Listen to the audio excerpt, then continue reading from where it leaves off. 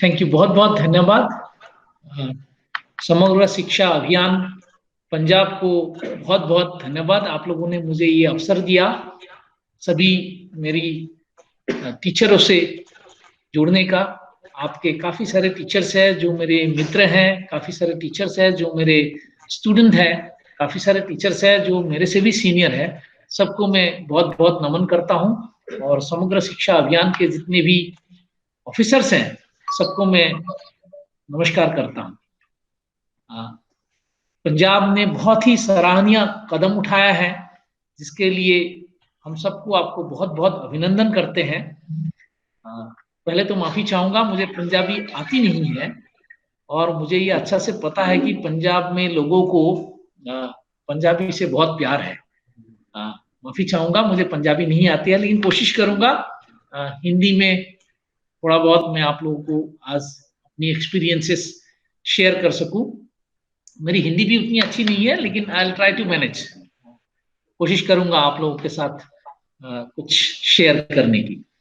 तो आज का टॉपिक जो है वो आईपी से जुड़ा हुआ है कि हम आपको मदद करें व्यक्तिगत शैक्षिक या एजुकेशनल या ट्रेनिंग या प्रशिक्षण पाठ्यक्रम बनाने में। IP educational individualised educational programme और इंडिविजुअलाइज्ड ट्रेनिंग प्रोग्राम, इसमें कुछ मुद्दे हैं जो उसके अंदर तक जाने के पहले हम थोड़ा सा जानने की कोशिश करेंगे। पहला मुद्दा है जो कंफ्यूजन है वो है relevance of IP in A inclusive school. इसका जवाब बड़ा सिंपल सा है।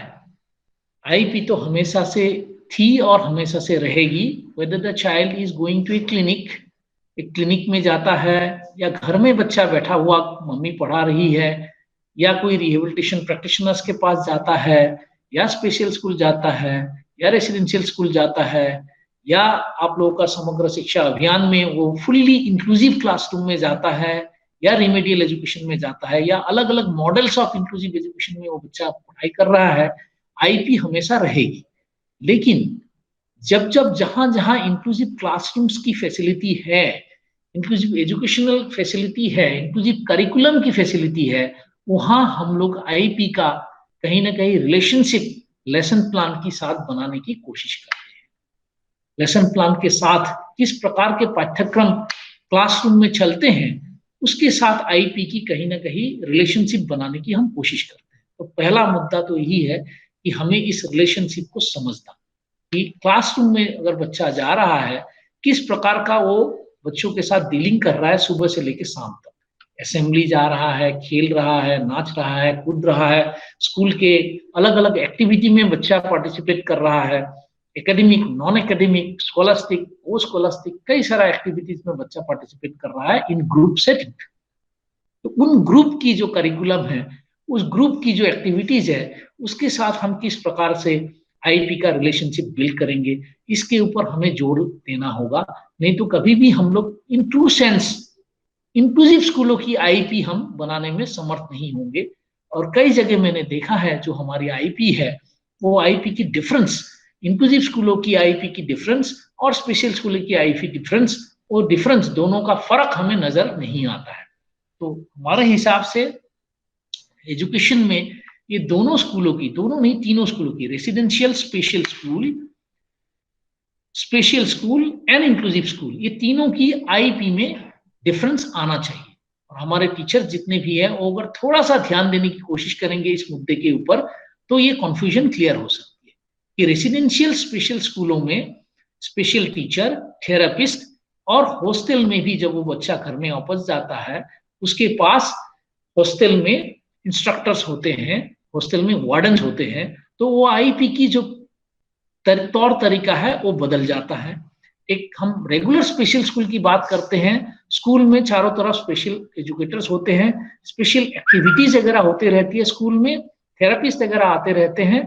उसका अलावा घर में बच्चा वापस जाता है तो घर में माता पिता, भाई बहन, दादा दादी वगैरह होती है, तो घर की एक्टिविटीज अलग होती है। उस हिसाब से जो स्पेशल स्कूल जो घर में बच्चा जाता है, रेगुलर स्पेशल स्कूल, उसका आईपी थोड़ा अलग हो जाता है। अब हम इंक्लूसिव स्कूलों की हम बात करते हैं, जब वो बच्चा स्कूलों में बहुत सारे रेगुलर टीचर्स होते हैं, बहुत सारे पीयर ग्रुप होते हैं, अन्य प्रकार के children with special needs, different disabilities, different needs होते हैं, रेगुलर टीचर्स बहुत सारे होते हैं, एक्टिविटी टीचर्स होते हैं, स्कूल के रेगुलर स्कूल के पाठ्यक्रम जो है वो बिल्कुल अलग होते हैं इंक्लूसिव स्कूलों की। अब बच्चा घर वापस जाता है, माता पिता मिलते हैं उसको, तो ऐसे में आईपी का जो प्रारूप है, जो स्वरूप है, वो कहीं ना कहीं बदल जाता है। तो हमारी टीचर उसे यही आगे जाकर उम्मीद होगी ट्रेनिंग करने के बाद कि वो तीनों अलग अलग आईपी वो बना सके। जब एक टीचर एक रेसिडेंशियल स्पेशल स्कूल में नियुक्त हो, एक टीचर स्पेशल स्कूल में नियुक्त हो और एक टीचर इंक्लूसिव स्कूल में नियुक्त हो, तीनों की आईपी में डिफरेंस नजर आना चाहिए। नंबर 1। सेकेंड जो एरिया है जो मैं आप लोगों के साथ शेयर करना चाहता था फ्रॉम माई एक्सपीरियंस, वो ये है कि ये ग्रुप जो है, हमारी अधिनियम एक्ट के हिसाब से सेरेब्रल पल्सी, आईडी और एएसडी तीनों अलग अलग दिव्यांगता है, तीनों अलग अलग डिसेबिलिटी है, तीनों अलग अलग स्पेशल नीड है। तो ऐसे में तीनों की आईपी में फर्क आता है क्या? जितना फर्क एक ब्लाइंड बच्चे की ट्रेनिंग प्रोग्राम और एक हियरिंग इंपेयर्ड बच्चे की ट्रेनिंग प्रोग्राम में होना चाहिए, साइंटिफिकली उतना ही फर्क ऑटिज्म, सेरेब्रल पल्सी और आईडी में होना चाहिए। पूरे देश भर में जो भी डेवलपिंग नेशंस हैं, इसमें आप देखेंगे जब आप चेक करेंगे एट ए ग्रासरूट लेवल, डायग्नोसिस तो अलग है, लेकिन उनका जो असेसमेंट प्रणाली है, उनका जो शिक्षण की सिस्टम है, उनका इवैल्यूएशन सिस्टम है, टीचिंग स्ट्रेटेजीज है, टीएलएम है, इसमें हम लोगों ने डिफरेंस खास तौर पे लाने की कोशिश नहीं की है। और ये तीनों ग्रुप के लिए, इंटेलेक्चुअली चैलेंज, सेरेब्रल पल्सी और ऑटिज्म के लिए बाय एंड लार्ज आमतौर पे आप देखेंगे असेसमेंट से लेके इवैल्यूएशन से लेके टीचिंग, टीएलएम, हर चीज को हम लोगों ने एक जैसा बनाने की कोशिश की है। जब हम ऐसा करेंगे तो डेफिनेटली उस बच्चे के साथ इंजस्टिस होगा। सेकेंड पैरामीटर हमारे टीचरों की जो कोशिश होनी चाहिए कि किस तरीके से ये तीनों ग्रुप की आईपी में डिफरेंसेस नजर आएंगे। जब हम आईपी की इंटरनल एस्पेक्ट्स को समझने की कोशिश करेंगे तो डेफिनेटली ये तीनों ग्रुप एंटायरली डिफरेंट ग्रुप होगा। ऑटिज्म वाला ग्रुप को हम लोग समझ के ही चल रहे हैं कि वो इंटेलेक्चुअली चैलेंज है, जरूरी नहीं है। उनकी तकलीफें, उनकी स्ट्रेटजीज, उनकी असेसमेंट, उनके आकलन, उनकी मूल्यांकन बिल्कुल आईडी से अलग हो सकती है। कई बारी सिमिलरिटीज भी आते हैं, लेकिन कई बारी डिफरेंसेस भी आते हैं, और हमें उस डिफरेंसेस को कैसे हम आईपी में लाएंगे उसके ऊपर ध्यान देना। जैसे ऑटिज्म में आप बात करेंगे तो बहुत ज्यादा वो विजुअल डिपेंडेंट होने की संभावना रहती है। तो वो वाला एस्पेक्ट्स को क्या हम आईपी में ला रहे हैं? जैसे हम सेरेब्रल पल्सी की बात करेंगे, बहुत ज्यादा उसमें फोकस इज ऑन से adaptation in terms of occupational therapy या इक्विपमेंट्स या मटेरियल्स वगैरह के जो एडेप्टेशन होते हैं, उसके ऊपर बहुत ज्यादा हम लोग फोकस करते हैं कि सामग्री में, सामान में किस प्रकार से हम एडेप्टेशन कर सके। और आईडी ग्रुप में हम किस तरीके से एक काम को सरल बना सके, उसके ऊपर बहुत ज्यादा डिफरेंसेस रहता है। हियर इज ओवरलैपिंग, तीनों में ओवरलैपिंग तो है। आईडी में भी ये सारे चीजें चाहिए होगा, आईडी वालों को भी विजुअल मटेरियल चाहिए, आईडी वालों को भी एडेप्टेशन में फोकस चाहिए, सीपी वालों को भी विजुअल ज्यादा चाहिए, सीपी वालों को भी एडेप्टेशन चाहिए, ऑटिज्म वालों को भी एडेप्टेशन चाहिए, ऑटिज्म वालों को भी विजुअल मटेरियल चाहिए। सिमिलरिटीज तो है, लेकिन फोकस फर्क हो जाता है, और वही फोकस हमारे आईपी में कहीं ना कहीं दिखना चाहिए।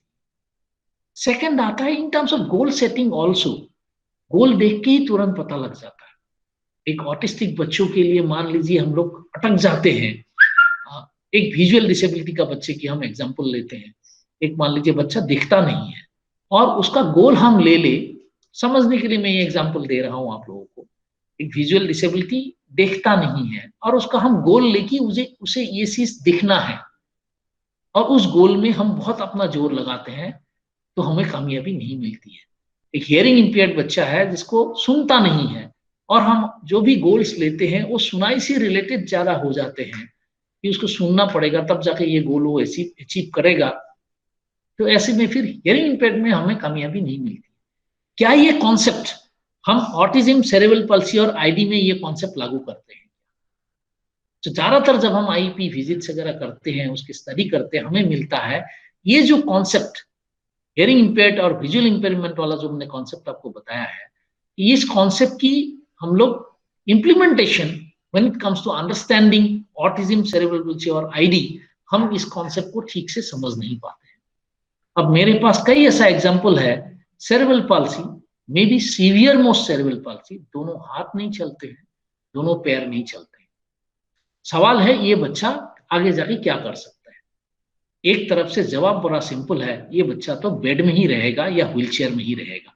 Answer is very good, bed में रहेगा, व्हीलचेयर में रहेगा।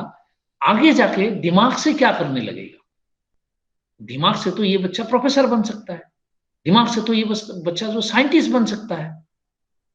क्या ये चीजें हमारे आईपी में रिफ्लेक्ट होती है? सिमिलरली जब हम ऑटिज्म बच्चे की बात करते हैं, उसमें भी ये पॉइंट लागू होता है कि ऑटिस्टिक बच्चा है, वो आपके साथ बात तो करेगा नहीं, आपके आंखों से आंखें शायद मिलाएगा नहीं, वो दुनिया लोगों के साथ, ग्रुप के साथ तो मिलेगा नहीं, ग्रुप के साथ रहना वो पसंद करेगा नहीं, बिहेवियरल प्रॉब्लम्स वगैरह भी वो शो करता रहेगा टाइम टू टाइम। लेकिन इस बच्चे की लिमिटेशन, परफॉर्मेंस लिमिटेशंस, ये सब होते हुए भी ये बच्चा क्या कर सकता है? अभी जब हम जॉब आइडेंटिफिकेशन की बात कर रहे थे फॉर ऑटिज्म, हमने तो बड़े बड़े नौकरी में भी उनको क्वालिफाइड रखा हुआ है। For example job of A chartered accountant, very high level chartered accountant की नौकरी है, उसमें भी हम लोगों ने क्वालिफाइड करके रखा हुआ है ऑटिज्म को। सिमिलरली आप आईआईटी की सीट की आप बात करेंगे, आईआईटी की सीट भी ऑटिज्म के लिए रिजर्व करके रखा हुआ है। सिमिलरली बहुत सारे बड़े बड़े नौकरी अभी हम जो आइडेंटिफाई कर रहे थे, ये सारे नौकरी, बहुत सारे बड़े बड़े लेवल की नौकरी हम ऑटिज्म के लिए यस किए हुए हैं, बड़े बड़े नौकरी हम सेरेब्रल पाल्सी के लिए यस किए हुए हैं। तो ऐसे में इन लोगों की आईपी आईडी के जैसा कैसा हो सकता है? आईडी के लिए तो वो सारे ऊपर और लेवल की नौकरी तो हमने हाँ नहीं किया हुआ है।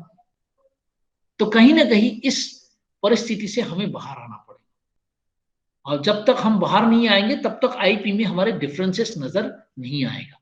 हमने देखा है सेरेब्रल पाल्सी बच्चा एक है जो, मान लीजिए हमें पता है ये बच्चा जो है अपने आप कपड़े नहीं पहन पाएंगे, अपने आप खा नहीं पाएंगे, अपने आप चलन फिरन मोबिलिटी नहीं कर पाएंगे, और उसी उसी टाइप के गोल्स में उस बच्चे को हमने फंसा लिया है, उसी में हमारा सारा एनर्जी हमने डाल दिया है, और बच्चा जो है इंटेलेक्चुअली काफी ठीक होने के बावजूद भी वो बच्चा आगे जिंदगी में कुछ कर नहीं पाया, ना ही आपकी इंटरवेंशन कुछ खास रंग ला पाई, because that was the primary disability and a very intense disability, और उसका ब्रेन का वो जो परमानेंट डैमेज हुआ वो काफी स्ट्रांग था, और आपकी रिजल्ट जो है वो आई नहीं अच्छा से।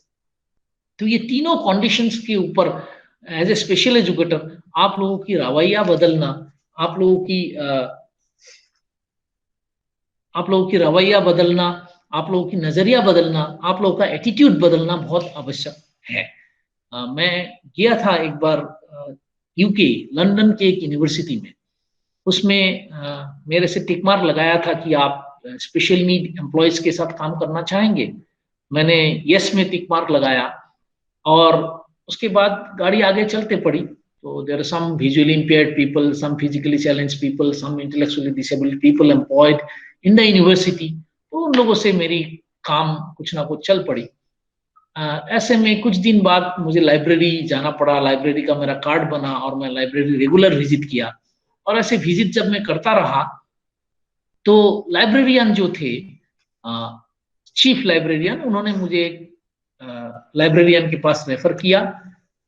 रेफर करने के बाद वो लाइब्रेरियन के पास मैं रोज जाता था, और वो लाइब्रेरियन मुझे ग्रीट नहीं करते थे, मुझे अच्छे से बिहेव नहीं करते थे। लेकिन मेरा जो काम था, जो भी काम मांगता था, जो भी किताब मांगता था, जो भी असिस्टेंस मांगता था, वो असिस्टेंस मुझे दे देते थे। लेकिन I was very very dissatisfied with his behavior and manners and the way he was dealing with me. ऐसे ऐसे करके बहुत दिन गया। आफ्टर अबाउट ए मंथ मैं बहुत ज्यादा इरिटेटेड फील किया, और मैं जाके चीफ लाइब्रेरियन को कंप्लेन किया, और चीफ लाइब्रेरियन मुझे लेके गए प्रॉक्टर के पास, प्रो वाइस चांसलर के पास, और हमारी मीटिंग हुई। मीटिंग में उन्होंने मेरा फाइल निकाला, और फाइल निकाल के बोला, डॉक्टर दास आपने टिक मार्क लगाया था, you would like to work with employees having special needs and you are aware of different disabilities. मैं बोला yes sir, I'm well aware. तो वो लाइब्रेरियन से आप इतने दिन में समझ नहीं पाए, वो लाइब्रेरियन हमारी माइल्ड ऑटिज्म के उनके सर्टिफिकेशन है, और उनकी काम से हम पूरे यूनिवर्सिटी हाईली सेटिस्फाइड है, ये highly productive employ of the university, और उनमें ऑटिज्म है। So all of us know what to expect from him. You are the first person जो आके उनसे वो एक्सपेक्ट कर रहे हैं जो वो आपको दे नहीं सकता है। यू आर नॉट एक्सपेक्टिंग कि जो वो आपको दे सकता है। तो मुझे बहुत बहुत बहुत शर्मिंदगी महसूस हुई। मैंने जाके माफी मांगा उस व्यक्ति से, उस लाइब्रेरियन से। This was my experience of dealing with A autistic child. तो उस तरीके से लाइफ में मैंने बहुत ऐसे सेरेब्रल पाल्सी मेरे मित्र हैं, बहुत ऐसे ऑटिस्टिक मित्र हैं, for that matter even intellectually challenge ऐसे लोग हैं जिनका proper expectation, proper goal setting के बाद जो है it is they have gone to far higher level. तो कहीं ना कहीं हमारे आईपी में मैं ये रिक्वेस्ट करूंगा आप सब लोगों के कि ये तीनों ग्रुप को एक ग्रुप जैसा आप लोग चल के ना रहे, तीनों ग्रुप को सेपरेटली समझने की कोशिश करें। ये तीनों ग्रुप में इंटेलेक्चुअल डिसेबिलिटी होना अनिवार्य नहीं है, that can be A individual difference. तो तीनों ग्रुप को अलग तरीके से आप संभाले, अलग तरीके से तीनों ग्रुप को स्ट्रेटेजी बनाए, क्योंकि तीनों ग्रुप का टीचिंग स्ट्रेटेजीज थोड़ा थोड़ा फर्क है, तीनों ग्रुप का समझने की फर्क है, तीनों ग्रुप का एप्टीट्यूड एटीट्यूड में फर्क है, तीनों ग्रुप का एडेप्टेशन में फर्क है, तीनों ग्रुप का टीचिंग लर्निंग मटेरियल्स में फर्क है। However there may be overlapping. अब ओवरलैपिंग में आप देखेंगे associated conditions and associated disability, इसमें बहुत ज्यादा ओवरलैपिंग होता है। इन तीनों ग्रुप में बहुत सारे एसोसिएटेड कंडीशंस एक दूसरे में आ सकते हैं, एसोसिएटेड डिसेबिलिटी एक दूसरे में आ सकता है। तो तीनों में से मान लीजिए हाइपर एक्टिविटी आ गया, तो तीनों की लक्षण हमें लगता है कि मिला जुला के ID with hyperactivity characteristics आ गई है। लेकिन तीनों ग्रुप तो तीनों ग्रुप अलग ही रहेगा। सिमिलरली तीनों में हो सकता है विजुअल इश्यूज आ जाए, विजुअल परफॉर्मेंस इश्यूज आ जाए, तो फिर भी हम तीनों ग्रुप को अलग करके ही हम समझने की कोशिश करेंगे। जहां बहुत ज्यादा ओवरलैपिंग है वहां सिर्फ हम तीनों ग्रुप को एक जैसे समझने की कोशिश करना हमें चाहिए। तो आइडिया यही है। नेक्स्ट टाइम जब भी आप आईपी बनाएं तो ऑटिज्म, सेरेब्रल पाल्सी और आईडी को तीन entirely different group of special need, तीनों के गोल्स, तीनों के परफॉर्मेंस, तीनों के एक्सपेक्टेशन आप अलग करके आगे बनाने की कोशिश करें। क्योंकि despite all the effort being done by Sarva Samagra Shiksha अभियान, आप अगर हायर एंड टेक्निकल एजुकेशन में आप अगर शेयर देखेंगे ऑफ दिस 3 ग्रुप्स, आपको बिल्कुल नेग्लिजिबल मिलेगा। हमारी उम्मीद तो यही है, हमने रिजर्वेशन 3% से 5% बनाई इसीलिए कि ये जो आखिरी के जो 2% है उसमें mental illness, autism, cerebral palsy, intellectual disability, ये अलग अलग ग्रुप के लिए 2% हमने रिजर्वेशन बनाई है।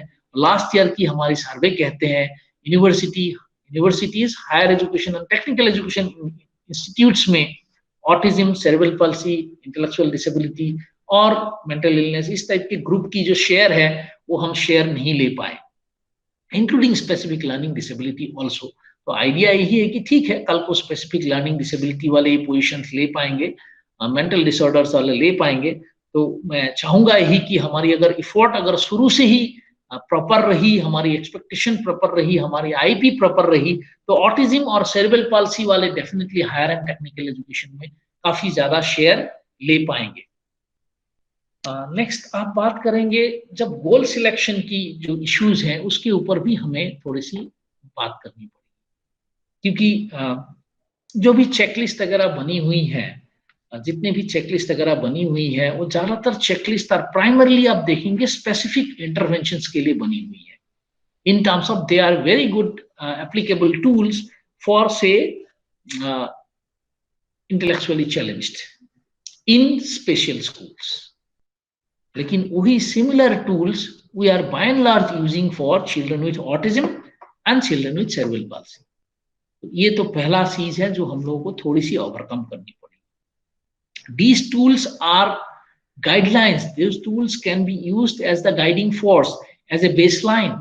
But things have changed.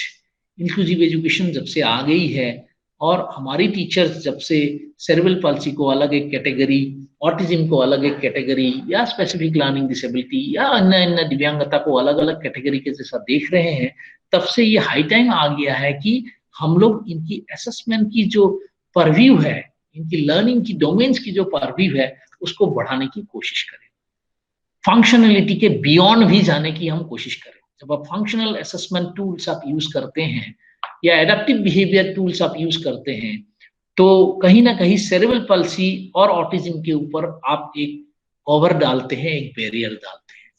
तो कीपिंग दैट इन व्यू, रखना तो है, फंक्शनल असेसमेंट टूल्स हमें रखना है, लेकिन that should not be boundary, that should not be barrier for children with autism and cerebral palsy. जैसे कि मैंने पहले कहा है, सेरेब्रल पल्सी बच्चा एक डोमेन में, एक पर्टिकुलर एरिया में, या 5 डोमेन में या 10 डोमेन में हो सकता है बहुत ही पोरली परफॉर्म कर रहा हो, और हो सकता है 2 डोमेन में बहुत अच्छे कर रहे हो। सिमिलरली ऑटिस्टिक बच्चे में भी वो पाया जाता है, काफी डोमेन्स में हो सकता है बहुत ही इंफीरियर परफॉर्मेंस है, और काफी डोमेन्स में हो सकता है बहुत ही सुपीरियर परफॉर्मेंस है। तो ये जितने भी टूल्स आप यूज कर रहे हैं, इनको एज ए बैरियर आप लेने की कोशिश ना करें, कि एज ए बाउंडेशन लेने की कोशिश आप ना करें। नेक्स्ट जो इंपॉर्टेंट चीज जो मैं थोड़ा सा शेयर करना चाहूंगा आपको इन इंक्लूसिव मॉडल, थोड़ा सा हम इंटरनल लेवल में हम लोगों को समझना होगा। There are goals which are related to say only the special educator concern. जो स्पेशल एजुकेटर है वही उस गोल के साथ संबंध रखते हैं, बट देयर आर गोल्स जो स्पेशल एजुकेटर और पेरेंट दोनों की इंटरवेंशन कहीं ना कहीं लगा हुआ रहता है। And there are further goals जो रेगुलर एजुकेटर, स्पेशल एजुकेटर दोनों का मिला हुआ गोल्स होता है। And there are some goals जो रेगुलर एजुकेटर, स्पेशल एजुकेटर और आपकी पेरेंट्स, उनका भी मिला जुला होता है। And further there can be goals which are very very parent dominant goals. थोड़ा सा ओवरलैपिंग है, लेकिन हमें इस बात की, अगर इंक्लूसिव स्कूलों में स्पेशली फर्क हो तो गोल सेटिंग में हमें आसानी हो जाए। आई रिपीट अगेन, गोल जो प्राइमरली स्पेशल एजुकेशन डोमिनेटेड हो, स्पेशल टीचर की डोमिनेटेड हो, गोल्स रेगुलर टीचर की जो डोमिनेटेड हो, गोल्स जो इन दोनों का मिला के करना, अचीव करना है, गोल्स जो सिर्फ पेरेंट ही ज्यादा इन्वॉल्व हो पाएंगे, गोल्स जो पेरेंट और स्पेशल एजुकेटर मिलकर इन्वॉल्व हो पाएंगे। तो मल्टीपल कॉम्बिनेशंस में आपको सोचना होगा कि कौन सा गोल कौन ज्यादा अचीव कर सकते हैं, और वो सारे चीजें जो है, वो सारे गोल्स आपकी गोल्स में आते हैं, but responsible person for that goal, primary interventionist persons for that goal may differ. आपने लिखा है गोल्स में, मान लीजिए कुछ टॉयलेट रिलेटेड आपने गोल लिखा है, ना लिखना भी कानूनी तौर पे ठीक नहीं है, इसीलिए आपको लिखना तो पड़ता है। अब जब लिखेंगे, आपको पता है the school environment may not be conducive enough. आपने सेरेब्रल पाल्सी का एक गोल लिख लिया आपने toilet related. Now the school may not have all the equipments necessary, privacy necessary or hygiene necessary to train the child in that goal. Manpower भी ऐसा हो सकता नहीं है, तो that goal may be a primary domain of the parent, but वो parent के अंदर भी वो गोल तो लिखना हमें पड़ेगा। तो ये जो प्राइमरी स्टेक होल्डर्स है, सेकेंडरी स्टेक होल्डर्स है ऑफ ए गोल, वो हमें कहीं ना कहीं लिख के रखना पड़ेगा, वो हमें बाद में मदद करेगा। जो नेक्स्ट जो अंडरस्टैंडिंग लेवल में है वो है कि there are goals which are direct in nature. Curricular goal, normal जो रेगुलर स्कूल की बच्चों की करिकुलम है वो करिकुलर गोल्स, को scholastic goals, dance, theatre, music, art, craft, बहुत सारे चीजें आता है जिसको हम लोग स्कूल में को स्कॉलस्टिक कहते हैं, को स्कॉलस्टिक गोल्स, एंड आपका फंक्शनल गोल्स। तीनों गोल्स को हम अलग कर दे, there can be direct goals. Similarly there can be complementary goals, कि बच्चा जब एक स्कूल एनवायरनमेंट में रहता है, आते जाते हंसते खेलते लोगों के साथ रहते भी कई सारा goals without much intervention achieve हो सकता है। आपकी मन में सिर्फ रहना चाहिए कि ये वाला गोल है, हल्का सा 1 सेकंड का प्रॉम्प्टिंग देना पड़ता है, 1 मिनट का प्रॉम्प्टिंग देना पड़ता है, हल्का सा पेयर को थोड़ा सा इन्वॉल्व करना पड़ता है, उसके लिए अलग से बहुत ज्यादा एफोर्ट करने की जरूरत नहीं है, जिनको हम कॉम्प्लीमेंट्री गोल के आधार पर हम देख सकते हैं। तो वो वाली चीज के ऊपर भी आप लोग काम कर सकते हैं कि क्या क्या ऐसा चीजें हैं जो स्कूल में बच्चा 1 साल रहेगा तो अपने आप सीख सकता है, उनको हम कॉम्प्लीमेंट्री गोल के तौर पे हम लोग काफी सारा लंबा लिस्ट बना सकते हैं। And also you can also try having home bound और home based goals. Not all the time teachers को ही सिखाना है, there are many many many many things जो पेरेंट्स सिखाएंगे। नाउ ये गोल्स आप लिख के आप अपने अंदर ले लेंगे, वो मुश्किल होगा, तो होम बाउंड या होम बेस्ड गोल भी ले सकते हैं आप बहुत सारा, वो पेरेंट्स को आप दे सकते हैं। लास्ट में मैंने जो कहा ड्यूअल रेस्पॉन्सिबिलिटी, 2 या 3 लोगों का मिली-जुली रेस्पॉन्सिबल गोल्स होता है, वो भी आप अलग से लिख सकते हैं। नेक्स्ट जो हम लोगों की जो कमी रह जाती है whenever you use most of this adaptive behavior checklist is setting up the behavioral goals. कुछ बिहेवियरल इश्यूज जो पॉजिटिव बिहेवियर मैनेजमेंट हम लोग कहते हैं, पुराने समझ में हम लोग बिहेवियर मॉडिफिकेशन कहते हैं, वो वाले गोल्स भी अनिवार्य है। जब आप एडेप्टिव बिहेवियर की बात करते हैं, जाने अनजाने में टीचर जो है दिन भर whether it is child with autism, cerebral palsy और आईडी, बहुत ज्यादा बिहेवियरल गोल्स के ऊपर काम करते ही करते रहते हैं। आप अटेंशन बढ़ाने की बात कर रहे हो, आप उसका रिपीटेटिव बिहेवियर कम कर रहे हो, कुछ सेल्फ हार्मिंग बिहेवियर के ऊपर आप काम कर रहे हो, दूसरों को नुकसान पहुंचाते हैं उसके ऊपर आप काम कर रहे हो, मल्टीपल गोल्स के ऊपर आप काम कर रहे हो, जो बिहेवियरल गोल्स जिसको कहते हैं हम लोग बिहेवियर मॉडिफिकेशन गोल, आज की लैंग्वेज में पॉजिटिव बिहेवियर मैनेजमेंट गोल्स।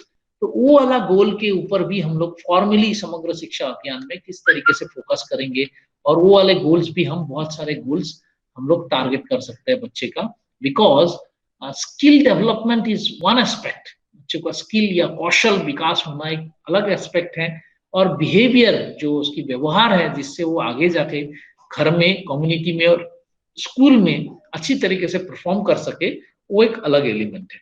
तो दोनों एलिमेंट को हमें जोड़ लगाना पड़ेगा। स्किल एलिमेंट तो चाहिए, लेकिन बिहेवियरल कंपोनेंट जितना अच्छा होता है, because the child has to live a very long life after the school. School के बाद बहुत लंबी जिंदगी उसको माता पिता के साथ, भाई बहनों के साथ, समुदाय के साथ, या जहां भी वो जॉब करेगा या जहां भी वो शेल्टर्ड वर्कशॉप या कहीं एम्प्लॉयमेंट एवेन्यूज में काम करेगा, बिहेवियर गोल्स बहुत प्राइमरी हो जाता है। तो उसके ऊपर भी हम लोग फॉर्मली काम कर सकते हैं और उन गोल्स को भी हम लोग अपने दायरे में ला सकते हैं। नेक्स्ट आता है differences in the evaluation strategies.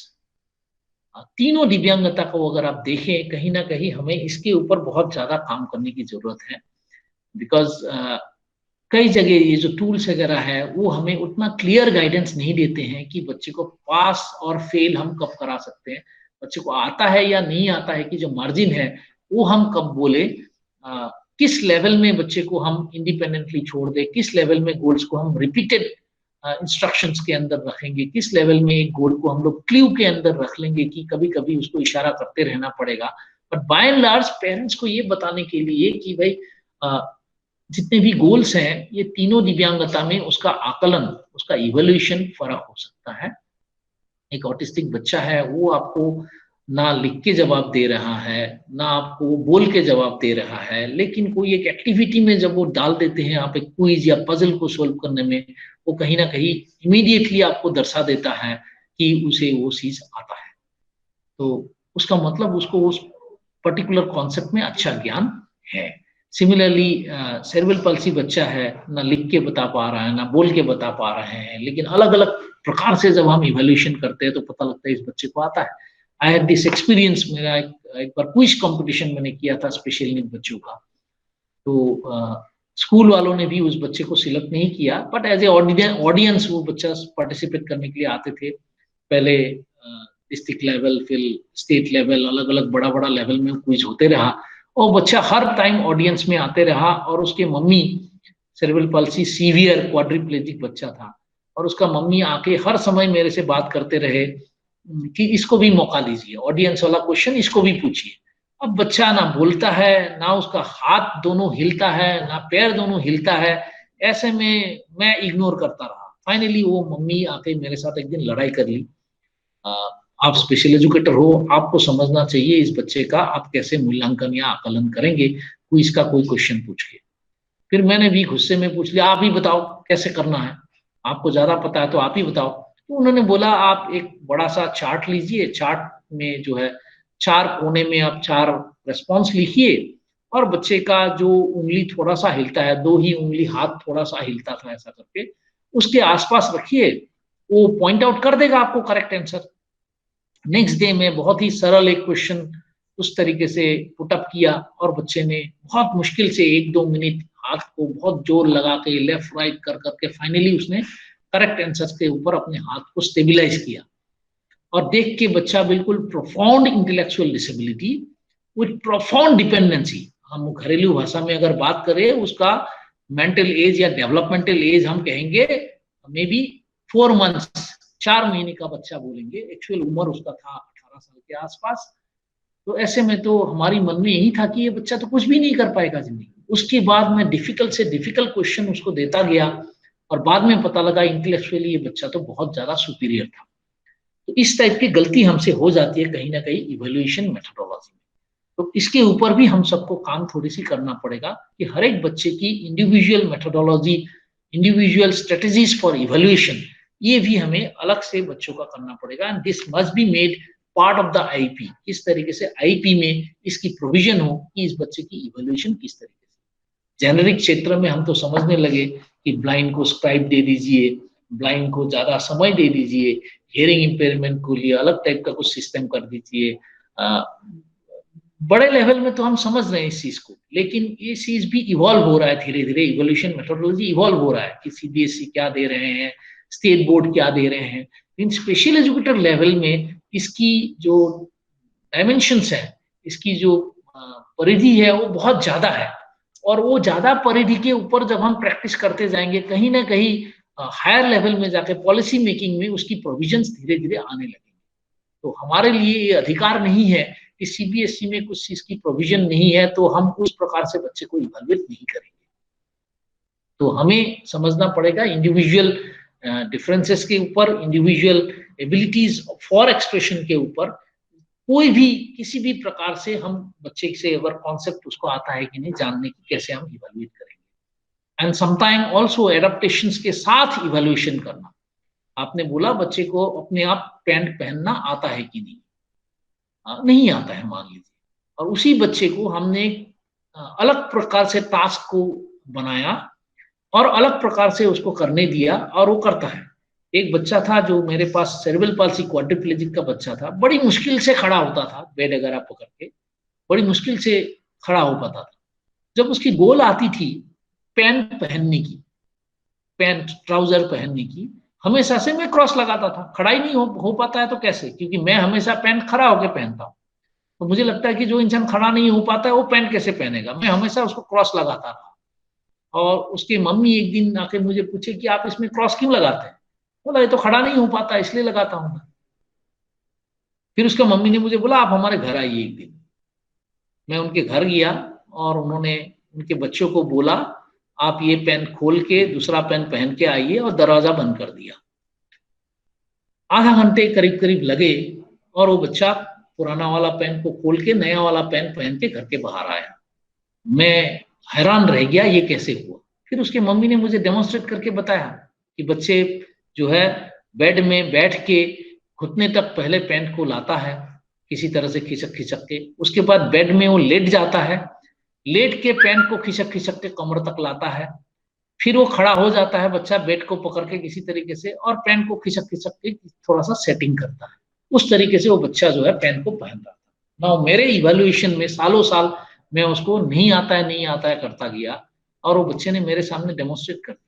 देखिए उसका मम्मी को क्रेडिट देना पड़ेगा कि इस टाइप का इवोल्यूशन मेथोडोलॉजी के बारे में उन्होंने सोचा, इस टाइप का प्रोसेस एडेप्टेशन प्रणाली, किसी काम को करने की जो प्रणाली है उसका एडेप्टेशन के बारे में सोचा और इवोल्यूशन मेथोडोलॉजी उन्होंने बदलाया। मेरे पास एक स्पेशल नीड बच्ची घर में रहती थी, चाय बनाने की जब बात आती थी वो हमेशा स्कूल से उसका इवोल्यूशन में ना ना ना ना करके आता था, नहीं आता है, फुल्ली डिपेंडेंट करके आता था। मेरे घर में वो फुल्ली इंडिपेंडेंट थे चाय बनाने में। और बाद में जाके जब मैं स्कूल में असेसमेंट किया तो पता लगा उनका चाय बनाने की जो प्रणाली थी वो ये था कि आग में पतीला पहले डाल देते थे और उसके बाद वो लोग एक एक चीज हिसाब से डालते थे। और इस बच्ची का प्रॉब्लम ये था कि आग उग जलने के बाद इसकी जो है नर्वसनेस, एंजाइटी लेवल बढ़ जाती थी और ये उल्टा पुल्टा हरकतें करता था और इससे चाय कभी बनता नहीं। हमारे घर में पतीले को आग में डालने के पहले हम सब चीज डाल देते थे पतीले में, चाय पत्ती भी, आपका चीनी भी, दूध भी, पानी भी, सब कुछ डालने के बाद हम लोग आग में डालते थे। तो she was able to cook it properly, बढ़िया से वो चाय बनाती थी। तो अनगिनत ऐसे एग्जाम्पल्स हैं जहां हम लोगों ने प्रोसेस एडेप्टेशन और प्रोडक्ट एडेप्टेशन या सामान एडेप्टेशन के ऊपर काम किया, स्टेप्स एडेप्टेशन के ऊपर काम किया और हमारी जो है गोल सक्सेसफुल रही। तो कहीं ना कहीं दीज आर इंटरलिंक्ड कि गोल हमने सेट किया, प्रोसेस एडेप्टेशन हमने किया हमने सामग्री का एडेप्टेशन किया, उसके बाद हम लोगों ने अलग प्रकार का एक इवैल्यूएशन सिस्टम रखा, तो वो बच्चा कामयाब हो गए। तो ये सब कुछ चीजों के ऊपर भी थोड़ी सी हमें गोल लेते समय हमें करना पड़ेगा इसके ऊपर। और इवैल्यूएशन जब सेटिंग करें, अलग अलग इंस्टीट्यूशन में अलग अलग सिस्टम है, तो आप लोग भी अपने हिसाब से आपस में बात करके सेटिंग करके कि किस मोड़ पे आप बच्चे को, मान लीजिए आपने रेड, ग्रीन, ब्लू, येलो इस टाइप का आपने ऑप्शन दिया है, तो अलग अलग कलर इंडिकेटिंग फॉर बच्चे का independence level. For example red is 100% dependent, yellow is for say physical dependence, blue is for say verbal dependence, and green is for say independent dependence। थोड़ा सा bluish green, ब्लू और green की जो combination है clue वाला है। और ये क्लू वाला जो एलिमेंट है उसको आप लोग मान लीजिए पास वाला एलिमेंट में रखते हैं, आप पास करा देते हैं बच्चे को। लेकिन आपने जैसे ही ये पास वाला एलिमेंट में पास करा दिया और उस गोल को आप लोगों ने रखा नहीं, नेक्स्ट सब्सिक्वेंट गोल सेटिंग में बच्चा फिर 6 महीने बाद या 3 महीने बाद वो फेल होके फिर वापस बच्चा रेड में या येलो में या ब्लू में चला जाता है। तो इसके लिए यही एडवाइस रहती है हमारा कि जो क्लू वाले गोल हैं उसको अलग प्रकार से आप लोग हमेशा से रख लें, बिकॉज देयर आर गोल्स जो लिंक्ड है, एक कौशल के साथ दूसरा कौशल लिंक्ड है। जब हम नीचे वाला गोल सीख जाते हैं, ऊपर वाला गोल के ऊपर हम काम कर रहे हैं, क्योंकि ये दोनों गोल लिंक्ड है, तो नीचे वाला गोल को रिपीट करने की आवश्यकता नहीं है, वो अपने आप ऊपर जाते रहता है। लेकिन कई सारा ऐसा अनगिनत बहुत सारे ऐसे डोमेन्स है, बहुत सारा स्किल्स हैं जो एक स्किल के साथ दूसरे स्किल का रिलेशनशिप नहीं है। तो नीचे वाला आप छोड़ देते हैं एक बार अचीव होने के बाद या क्ल्यू में आने के बाद, और आप दूसरे गोल में आप चले जाते हैं, तो जब 6 महीने बाद आप वापस आते हैं तो फिर से वो रेड जोन में चला जाता है। तो वो एक एलिमेंट आप निकालने की कोशिश करें इवैल्यूएशन में कि कौन कौन सा ऐसा स्किल सेट है, कौन कौन सा गोल्स है जो उसका हायरार्की में ऊपर के साथ लिंक है, कौन कौन सा ऐसा गोल्स है जिसका ऊपर के साथ लिंक नहीं है। For example you are talking of say numbers, numerical numbers. Number एक ऐसा चीज है जो जितना भी गोल्स लेते जाएंगे वो एक के साथ एक लिंक होता जाएगा। But when you talk of some other say activities, say आपने कोई एक पर्टिकुलर कम्युनिटी स्किल्स आपने लिया है, तो उसमें हो सकता है अगला गोल के साथ वो गोल का रिलेशनशिप नहीं है और बच्चा भूल जाता है। तो वो वाले गोल सेट को अलग करने की सिस्टम बनाए और उसका इवैल्यूएशन में ये वाला प्रोविजन रख ले, ताकि आपको ध्यान रहे कि क्ल्यू वाला गोल को हमें कभी कभी बीच बीच में प्रैक्टिस कराती रहनी पड़ेगी या क्ल्यू देते रहना पड़ेगा, ताकि ये कॉन्टिन्यूएशन में हमारे पास हमेशा रहे। रीसेटिंग ऑफ गोल्स में भी थोड़ा सा ध्यान देना पड़ेगा। कई बार ऐसा होता है कि आप आज की जो आपकी आईपी है बच्चे की, और 4 साल पुराना जब हम आईपी ले लेते हैं तो हमें दोनों में बहुत ज्यादा रिलेशनशिप प्रॉब्लम्स, रिलेशनशिप इश्यूज आता है, क्योंकि गोल जब हम रीसेटिंग करते हैं कहीं ना कहीं एक प्रेशर बना रहता है हमेशा हायर गोल्स लेने की। तो हायर गोल्स लेने की प्रेशर में कई बार हम लोग गलती कर जाते हैं। कई बार एकेडमिक या कागजों की परेशानी की वजह से बच्चे का एक गोल 3 महीने में अचीव हो गया, हम लोग 1 साल तक दूसरा गोल लिए नहीं उस पर्टिकुलर डोमेन में, उस पर्टिकुलर एरिया में। इस टाइप के इश्यूज आते रहते हैं। तो इसके लिए भी थोड़ा सा फ्लेक्सिबिलिटी रखने की कोशिश करना होगा हम लोगों को। कैसे हम थोड़ा सा फ्लेक्सिबल रखेंगे, जल्दी अचीव हो गया तो नेक्स्ट लेवल का कोई गोल हम चेंज करा के ले सके, कैसा ऐसा प्रोविजन हम अपने आईपी में रखेंगे। कोई बच्चा अचीव नहीं कर पा रहा है बिल्कुल एक गोल, कैसे हम उसका नीचे वाला गोल लेंगे। इट इज नॉट अबाउट मतलब टीचर की इमेज खराब होगी या अच्छा होगी। कई बार होता है आपने एक गोल लिया विद द एक्सपेक्टेशन कि पेरेंटल सपोर्ट मिलेगा और पेरेंटल सपोर्ट किसी कारण से ना मिल रहा है, तो गोल को नीचे लाना पड़ रहा है। कई बार आपने गोल लिया और उसी समय उसके बाद मान लीजिए बच्चे का इपिलेप्टिक फिट्स वगैरह ज्यादा पड़ रहा है, तो हो सकता है गोल को नीचे लाने की जरूरत पड़े। तो गोल का सेटिंग एंड रीसेटिंग की प्रोविजन आईपी में होना आवश्यक है। एक बार मेहनत करके बना दिया और फैमिली सर्कमस्टेंसेस सेम नहीं रहा, बच्चा छुट्टी मार रहा है, बच्चे को बीमार हो रहा है, बच्चे को इपिलेप्सी हो गई, बच्चे को कोई एक एडिशनल डिसऑर्डर ज्यादा हो गया, बच्चे का एक एडिशनल डिसेबिलिटी बीच में आ गया, बच्चे का टीचर चेंज हो गया, और ये सब निगेटिव सर्कमस्टेंसेस। इस तरीके से कई सारा निगेटिव सर्कमस्टेंसेस में आ सकता है, जिसके वजह से गोल आपको नीचे की तरफ ले जाना पड़े आफ्टर 2 months, 3 months और 1 month। Similarly there can be many positive circumstances. आपने एक्सपेक्ट किया था कि बच्चा इतना करेगा, लेकिन बच्चा बहुत ज्यादा ही जोश में आ गया, सहपाठी उसको ज्यादा सपोर्ट कर रहे हैं, माता पिता की ज्यादा जोश आ गया, माता पिता ज्यादा सपोर्ट करने लगे, टीचर बदल गया और ये नया वाला टीचर ज्यादा मोटिवेटेड हो गया, तो पॉजिटिव सर्कमस्टेंसेस में गोल हो सकता है रिवाइज करके दोबारा रीसेटिंग करना पड़े कि ये बच्चा हायर लेवल में जा पाएगा। तो गोल सेटिंग और रीसेटिंग के ऊपर भी आप लोग थोड़ा सा ज्यादा ध्यान देने की कोशिश करें। तो कितना गोल सेटिंग करना होगा, इसका कोई ट्रेनिंग के समय में हम लोगों ने एक जबरदस्ती करके एक हम लोगों ने 3 गोल सेटिंग करना है एक सिस्टम बना दिया, कई इंस्टीट्यूशन में 4 गोल सेटिंग करना एक सिस्टम बना दिया। This is very very very very wrong practice, बहुत गलत प्रैक्टिस है। इसका कोई मापदंड, कोई ऐसा डेडलाइन नहीं है। आप इमेजिन करिए एक सीवियर ऑटिस्टिक बच्चा विथ सीवियर इंटेलेक्चुअल इंपेयरमेंट आपके पास है, और दूसरा आप इमेजिन करिए एक माइल्ड ऑटिस्टिक बच्चा विदाउट इंटेलेक्चुअल डिसेबिलिटी आपके पास है। दोनों का अगर हम पुराने फॉर्मूला में 3 या 4 गोल लेके चलेंगे, कितना बड़ा डिजास्टर हो सकता है, कितना बड़ा नाइंसाफी हो सकता है। सिमिलरली आप एक सेरेब्रल बच्चा पल्सी का बच्चा ले लीजिए, सीवियर क्वाड्रिप्लेजिक सेरेब्रल पल्सी बच्चा है जिसका दोनों हाथ, दोनों पैर, गर्दन, मुंह, कुछ भी मसल उसका चलता नहीं है, इस प्रकार का एक बच्चा है, और सीवियर साथ में इंटेलेक्चुअल डिसेबिलिटी है। सिमिलरली ऐसा ही एक बच्चा है जो इंटेलेक्चुअल डिसेबिलिटी नहीं है लेकिन दोनों हाथ, दोनों पैर, गर्दन, मुंह कुछ भी नहीं हिलता है। क्या दोनों का गोल सेटिंग ये 3-4 गोल से हो जाएगी? माई लिटिल फिंगर एक किताब है, आप लोग देखिए, एक सज्जन महिला है, बहुत हमारी मित्र भी थे पहले, तो वो अपनी फिंगर से किताब लिख लिए, फिंगर से कंप्यूटर में लगा दबा दबा के किताब लिख ली। श्रीलंका का एक बेड रिडन इंसान सेरेब्रल पाल्सी का, जिसका पूरे बॉडी में अगेन एक हाथ का 2 उंगली ही चलता था, मोटिवेशन के ऊपर, लाइफस्टाइल के ऊपर उन्होंने अनगिनत किताब लिख दी। ऑफ कोर्स ही एक्सपायर्ड, श्रीलंका का ये सज्जन लास्ट ईयर वो गुजर गए। तो कहने का मतलब है कि ये गोल के ऊपर जो रेस्ट्रिक्शन है ये हमारी हटना बहुत जरूरी है।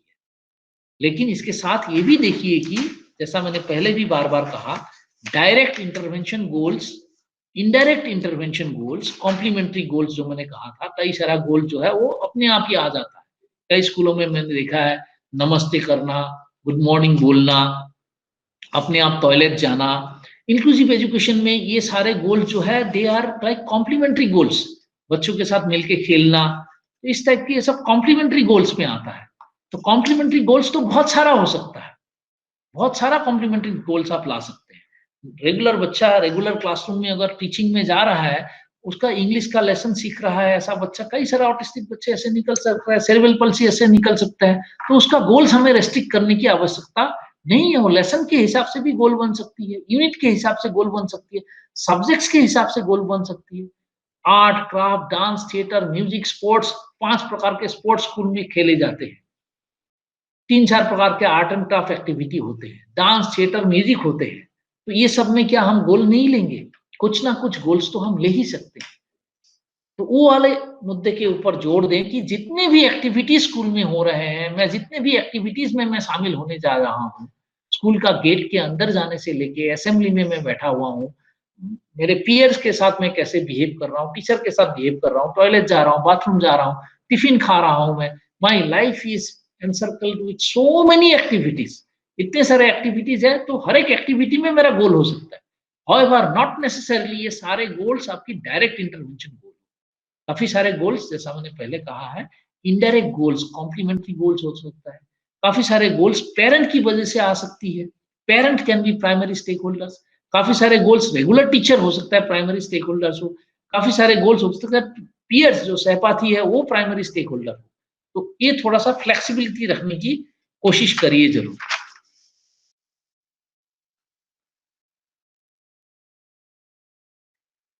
जैसा कि आपने कई बार ये क्वेश्चन भी आप लोगों का आया हुआ है यूट्यूब में, मैं देख रहा था, आप लोग जितना चाहे क्वेश्चंस यूट्यूब में डाल सकते हैं, कि बेड रिडन बच्चा है उसके लिए क्या गोल रखें। अभी मैं उत्तर आपको थोड़ी देर पहले दे दिया। कि बेड रिडन इंसान, मेरे सामने ही 2 बेड रिडन इंसान, 2 नहीं 3, एक तो स्टीफन हॉकिंस को भी आप लोग जानते हैं, तो 3 बेड रिडन इंसान जो है इतने सारे किताबें लिख के चले गए, इतने सारे साइंटिस्ट हैं, तो इसके ऊपर भी इस प्रकार का पाबंदी ना रखे। दूसरा, इसमें भी आप फ्लेक्सिबिलिटी रखें। बेड रिडन इंसान की जरूरत नहीं है कि आप गोल्स बेड से खड़ा होने का ही रखेंगे, जरूरत नहीं है उसका गोल्स की आप अपने हाथ से खाना खाना ही रखेंगे। आप अगर न्यूरोलॉजिस्ट के साथ बात करेंगे, फिजियोथेरेपिस्ट के बात करेंगे, ऑक्यूपेशनल थेरेपिस्ट के साथ बात करेंगे, तो आपको रियलाइज होगा नॉट नेसेसरीली एक डिटोरिएटिंग कंडीशन है एक बच्चे का, कंडीशन डिटोरिएट हो रहा है in terms of his physical muscle और पर्टिकुलर कॉन्ट्रैक्शंस ऑफ डिफॉर्मिटीज, तो उसका उस पर्टिकुलर कॉन्ट्रैक्शन और डिफॉर्मिटी रिलेटेड गोल्स ही आपको लेना है, ऐसा अनिवार्य नहीं है। हो सकता है intellectually the child is doing well, तो इंटेलेक्चुअली भी गोल सेटिंग आप कर सकते हैं। तो हर चीजों में हम लोग इंटेलेक्चुअल इंपेयरमेंट, हर चीजों में इंडिपेंडेंट लिविंग को हम ट्रेडिशनली डिफाइन नहीं कर सकते। एक ब्लाइंड जो है बहुत बड़ा प्रोफेसर बन जाए तो उनका इंडिपेंडेंट लिविंग में हम स्टिल एस्कॉर्टिंग का फैसिलिटी रख के चल रहे हैं ना, तो उस तरीके से आप लोगों को थोड़ा सा फ्लेक्सिबल होके चलने की आवश्यकता है, इर्रेस्पेक्टिव ऑफ सीवियरिटी, मिक्सअप ना करें। मैंने ओपनिंग स्टेटमेंट में भी आप लोगों को बताया था कि इंटेलेक्चुअल डिसेबिलिटी सब में है, ऐसा लेके हम ना चले। कल को मैं अपनी एग्जांपल दे रहा हूँ, कल को मेरी मान लीजिए दोनों हाथ, दोनों पैर और कुछ भी नहीं चलने लगा और मैं आप लोगों के पास आ गया, तो मेरे लिए आप लोग क्या खाना पीने का गोल ही सिर्फ सेटिंग करेंगे, या खड़ा होने का ही सेटिंग करेंगे, या टॉयलेट इंडिकेशन का ही सेटिंग करेंगे? मेरा दिमाग का क्या हुआ? मेरा दिमाग का इस्तेमाल नहीं करेंगे? मेरा दिमाग को आगे ले जाने के लिए कुछ आप लोग व्यवस्था नहीं कर पाएंगे? हो सकता है मुझे जैसे कंप्यूटर नहीं आता है, इंटरनेट स्किल्स नहीं आता है, हो सकता है आप लोग मेरे लिए ये गोल ले लो कि कंप्यूटर यूज करना, इंटरनेट स्किल्स यूज करना, और किस तरीके से मैं अमेज़न में ऑर्डर कर सकूं खाने का, और रेलवे टिकट कर सकूं, और मैं अलग-अलग अपनी मांगों को ऑर्डर दे सकूं, ऑनलाइन शॉपिंग कर सकूं, ऑनलाइन बैंकिंग कर सकूं, तो मेरे लिए तो बहुत सारा गोल आप सेट कर सकते हैं। लेकिन अगर मैं गलत स्पेशल एजुकेटर के पल्ले पड़ गया, हो सकता है वो स्पेशल एजुकेटर जो है मेरे को गिलास पकड़ना और टॉयलेट जाना और बाथरूम जाना और खड़ा करने में ही वो पूरी जिंदगी निकाल दे, और मेरी जो है बहुत बड़ा एक एरिया जिसके ऊपर आप काम कर सकते थे, वो एरिया आपसे छूट जाए। तो इसके प्रति भी आप लोग फ्लेक्सिबल रहे कि बेड रिडन हो गया तो 5 या 6 एडीएल गोल ही लेना है, इसके ऊपर भी आप लोग अनिवार्य नहीं है कि you restrict yourself. I am not denying functional independence, लेकिन केस टू केस जरूरी नहीं है कि फंक्शनल इंडिपेंडेंस के नाम से आप मेरे को रेस्ट्रिक्ट कर देंगे कि इनके लिए गोल्स यही 4 हो सकते हैं, आगे की गोल्स नहीं हो सकता है। मेरा एग्जाम्पल को आप लोग याद रखिएगा तो डेफिनेटली आपकी थोड़ी सी बदलने लगेगी आपकी पर्सपेक्टिव्स। आई कोऑर्डिनेशन नहीं होना, एक क्वेश्चन आई है आप लोगों की, आई हैंड कोऑर्डिनेशन ठीक नहीं होना या आई कोऑर्डिनेशन नहीं होना, इसको हम 2 तरीके से मान लेते हैं। एक तो होता है because of cerebral palsy I hand coordination नहीं होता, एक तो होता है इंटेलेक्चुअल डिसेबिलिटी जिसमें बाय डेवलपमेंट विकासात्मक तौर पे बच्चे की आई हैंड कोऑर्डिनेशन थोड़ा सा ठीक नहीं है, और एक ऑटिज्म की केस है जिसमें आपको लगता है आई हैंड कोऑर्डिनेशन नहीं है और हो सकता है एक्चुअली आई हैंड कोऑर्डिनेशन है। तो तीनों समस्याओं को समझने की थोड़ा सा कोशिश करें, बच्चे के साथ समय बिताएं। सेरेब्रल पाल्सी जो बच्चा है उसके दिमाग में कोऑर्डिनेशन पूरा है, फिजिकली उस चीज को कोऑर्डिनेट नहीं कर पा रहा है, तो it's a different case. Intellectual disability जो बच्चा है वो फिजिकली एक्चुअली कैपेबल है, दिमागी तौर पे उसका कोऑर्डिनेशन, आई हैंड कोऑर्डिनेशन की इश्यूज है। जो ऑटिस्टिक बच्चा है उसका आई का फोकस नहीं है, वो इधर उधर देखते रहता है, लेकिन एक्चुअली हो सकता है उसका आई हैंड कोऑर्डिनेशन हो। तो तीनों का एक्टिविटी प्लानिंग जो होगी वो अलग तरीके से आप ले सकते हो, और आज की डेट में हम एडवाइस करते हैं आई हैंड कोऑर्डिनेशन बोल के आपको गोल लेने की आवश्यकता नहीं है। Development of I hand coordination बोल के आपको गोल लेने की आवश्यकता नहीं है। आप अलग अलग फंक्शनल गोल्स लीजिए, उस फंक्शनल गोल्स को अचीव करने के लिए अलग अलग एक्टिविटी लीजिए, जिस एक्टिविटी के तहत आप इनकॉर्पोरेट करिए eye hand coordination, that is the best approach to deal with. आप जो भी चाहे अलग अलग प्रकार के गोल लीजिए, जो आपको लगता है कि फंक्शनल गोल्स हो सकता है, ऐसा अनगिनत आप फंक्शनल गोल लीजिए। ताला खोलना फंक्शनल गोल हो सकता है आपका, लिखना फंक्शनल गोल हो सकता है, पेंटिंग करना फंक्शनल गोल हो सकता है, कुछ धागा खोलना, धागा में नट लगाना फंक्शनल गोल हो सकता है, पैग कुछ डालना हो सकता है आपका functional goal. So you can have any number of functional goals. Goals functionals रखिए, उसको अचीव करने के लिए एक्टिविटीज जो है आप बहुत सारा रखिए आई हैंड कोऑर्डिनेशन का, तो आपको रिजल्ट बेटर लगेगा। Simple I hand coordination goals रखने की आपको आवश्यकता नहीं है।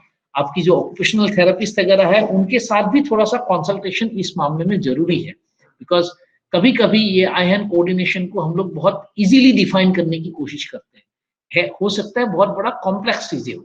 मान लीजिए I have a problem in praxis. Praxis is the area of motor planning. जो मूवमेंट हमारी बॉडी में होती है, मूवमेंट की प्लानिंग की जो डिले प्रोसेस होती है, उसको प्रैक्सिस की प्रॉब्लम कहती है। अब प्रैक्सिस जिसकी प्रॉब्लम है, उसको आई हैंड कोऑर्डिनेशन तक लाने की strategy will be slightly different than a regular ID child.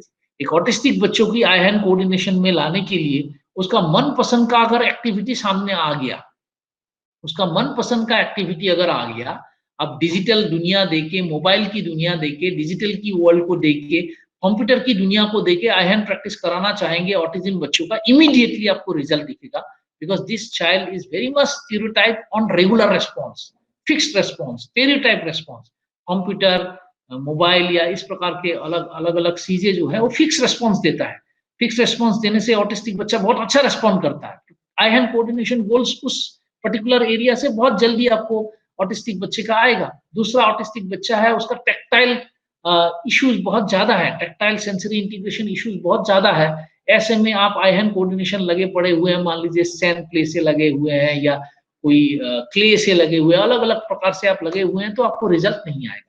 तो there are lot of individual differences जो हमें समझना पड़ेगा। कभी कभी ऑक्यूपेशनल थेरेपिस्ट का कंसल्टेशन जरूरत हो जाता है, because I hand coordination sometime may become a very very complex issue. दूसरा जो एक गलती हम लोग करते हैं कई बार, आई टू आई कॉन्टैक्ट को हम लोग आई हैंड कोऑर्डिनेशन के साथ मिक्स कर लेते हैं। कई बार इंटेलेक्चुअली चैलेंज में भी ये समस्या होती है, कई बच्चे इंटेलेक्चुअली चैलेंज में भी आई कांटेक्ट कम करना चाहते हैं या देना नहीं चाहते हैं। कई बार जो ऑटिस्टिक बच्चे होते हैं उनका प्राइमरी कैरेक्टर्स हो जाते हैं, वो आई कांटेक्ट नहीं देते हैं। It is not to be taken as a goal. इसको एज ए गोल आप लोग ना लीजिए। ग्लोबली कई डिबेट हो चुकी है इसके ऊपर, ग्लोबली कई फोरम में इसके ऊपर लोगों ने कहा है कि आप मेरे से बात करते रहे और मैं आपकी आंखों में आंखें डाल के बातें करूं, ये नेसेसरी नहीं है। You cannot make it compulsory. आप डिमांड नहीं कर सकते। आप मेरे ऑफिस में अगर आप बैठे, मैं खुद ही ये टेक्निक लागू कर देता हूँ, कैसे मैं आई कांटेक्ट आपके साथ कम करूँ और आप मेरे ऑफिस से जल्दी चले जाए, कैसे आई कांटेक्ट बढ़ाऊं कि आप मेरे साथ ज्यादा बातें करें। तो it's a very complex human behaviour, eye contact वाला इशू जो है। तो इस टाइप का गोल लेके आप हो सकता है सक्सेसफुल ना हो पाए। So better focus on functional things, तो इसमें आपको ज्यादा अच्छा रिजल्ट आने की संभावना होगा।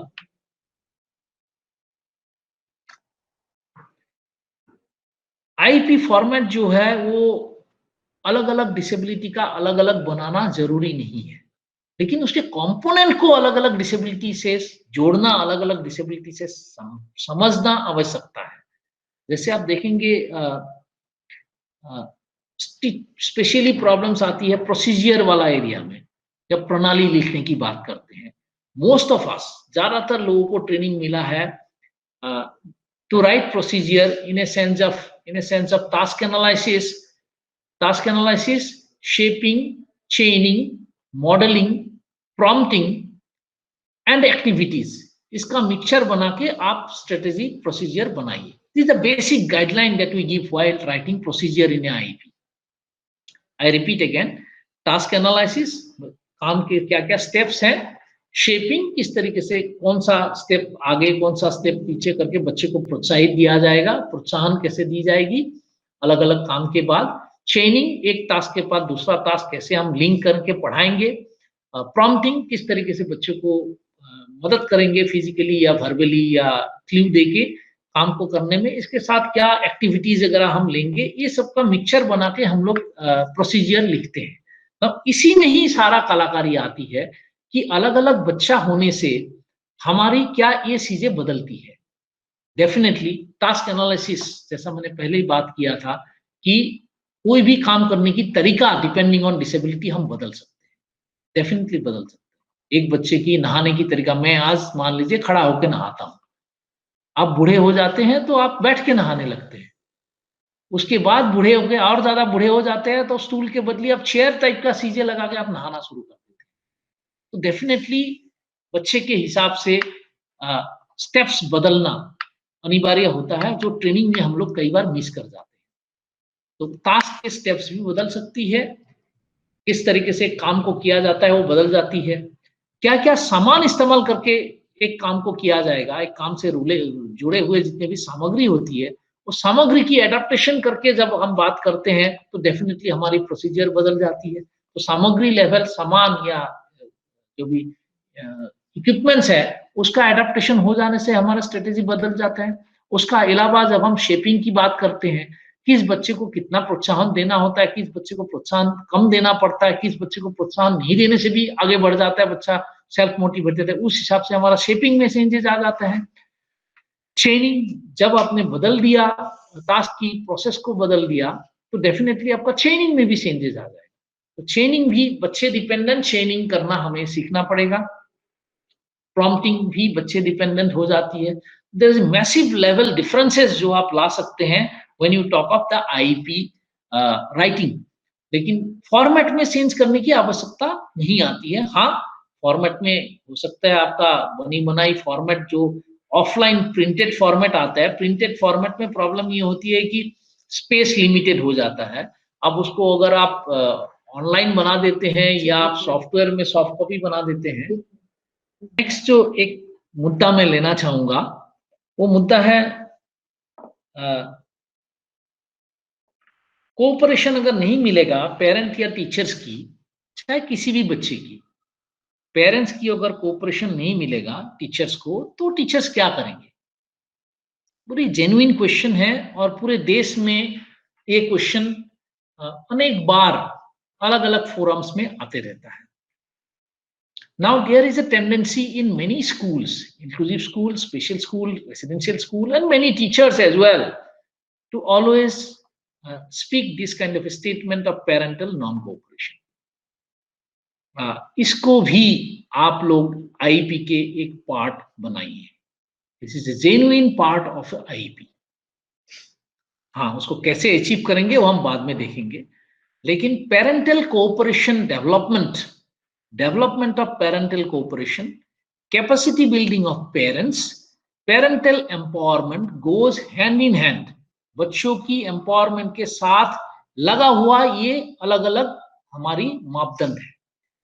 आपकी सहपाठियों का एम्पावरमेंट, रेगुलर टीचर की एम्पावरमेंट, पेरेंटल एम्पावरमेंट, इसके बगैर आप स्पेशल नीड बच्चों की एम्पावरमेंट की बात आप नहीं कर पाएंगे। Let us make it very very clear. I repeat again, peer की, टीचर्स की और पेरेंट की, ये तीनों ग्रुप की एम्पावरमेंट बहुत जरूरी होती है। इनकी एम्पावरमेंट के बगैर, आप इनकी कोऑपरेशन के बगैर आप स्पेशल एजुकेशन में विशेष बच्चों की एम्पावरमेंट नहीं कर पाएंगे। क्वेश्चन हियर इज, टीचर अपनी लेवल में करे या system at large. I may refer to the system as your school, I may refer the system as Samagra Shiksha, I may revert the system as government of Punjab or government of India, whatever way we define। System में ये तीनों की पक्का provision होना बहुत आवश्यकता है। ये तीनों की प्रोविजन, ये तीनों की स्ट्रेटेजिक प्लानिंग अगर नहीं होगी तो आप अचीव नहीं करेंगे। मैं अलग अलग फोरम में बात किया, पहला जो आता है, पहला आता है empathy development, empathy development. Second आता है कोपिंग, थर्ड आता है इनका स्किलिंग। तीनों मुद्दा बहुत एसेंशियल है और स्ट्रेटेजिकली प्लान तरीके से हमें पीयर को, टीचर्स को और पेरेंट्स को एक लेवल से दूसरा लेवल तक जाना होगा। तो पहला जो लेवल आती है वो है कोपिंग। पेरेंट्स का ये बहुत बड़ा शौक होता है जब एक स्पेशल नीड बच्चा होता है। बहुत उम्मीद के साथ बच्चे पैदा करते हैं लोग, गर्भ धारण करते हैं, और जब स्पेशल नीड बच्चा किसी भी कारण से जन्म लेता है या जन्म के बाद किसी कारण से जब बच्चा में स्पेशल नीड आ जाता है, तो डेफिनेटली पेरेंट्स अंदर को शॉक, वो शौक से उभरते उभरते पेरेंट्स में डिनायल आता है। डिनायल मतलब इनकार करना, मेरे बच्चे में कुछ हुआ ही नहीं। फिर बार्गेनिंग आता है, अलग अलग जगह बार्गेन करके घूमते रहते हैं बच्चे के लिए क्या हो सकता है। शॉपिंग आता है, अलग अलग जगह पैसा देके इधर उधर घूमते हैं लोग, कैसे बच्चे में कुछ हो जाए। फिर कुछ होता नहीं है तो ऐसे में एग्रेशन आता है, अंदर ही अंदर गुस्सा आता है, अंदर ही अंदर बहुत ज्यादा गुस्सा होता है। वो गुस्सा कभी थेरेपिस्ट के ऊपर, कभी डॉक्टर के ऊपर, कभी टीचर के ऊपर वो गुस्सा निकल जाता है। इस प्रकार के वो साइकिल से वो उभरना होता है उनको, वो साइकिल से उभर के वो डिप्रेशन में चला जाता है।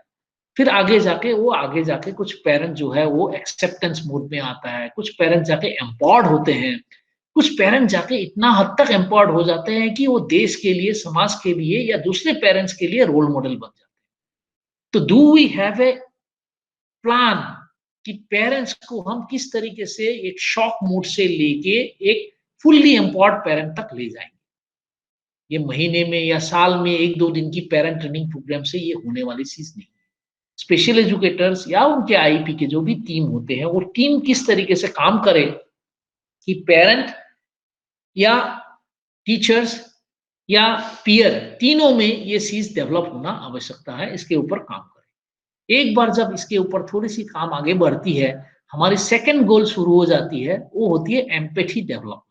एम्पैथी डेवलपमेंट, एम्पैथी का मतलब ये होता है किसी के बारे में उनकी नजरिया से चीजों को देखना, उनकी नजरिया से चीजों को समझना, उनकी तकलीफों को उनकी नजरिया से जानना। आज मैं अगर बात करूं, पहले भी शायद मैंने कई फोरम में बात किया, आप में से कितने स्पेशल एजुकेटर होंगे जो आंखों में पट्टी डाल के बिना देखे आज तक पूरी तरह से एक डिनर किया होगा, एक लंच किया होगा, या खाना खाया होगा, या टॉयलेट यूज किया होगा, या नहाया होगा। जब ये एक्सरसाइज आप नहीं करेंगे, आपका एम्पैथी डेवलपमेंट टुवर्ड्स ब्लाइंडनेस, अंधे लोगों के प्रति होगा ही नहीं। आप जानेंगे नहीं अंधता होता क्या है।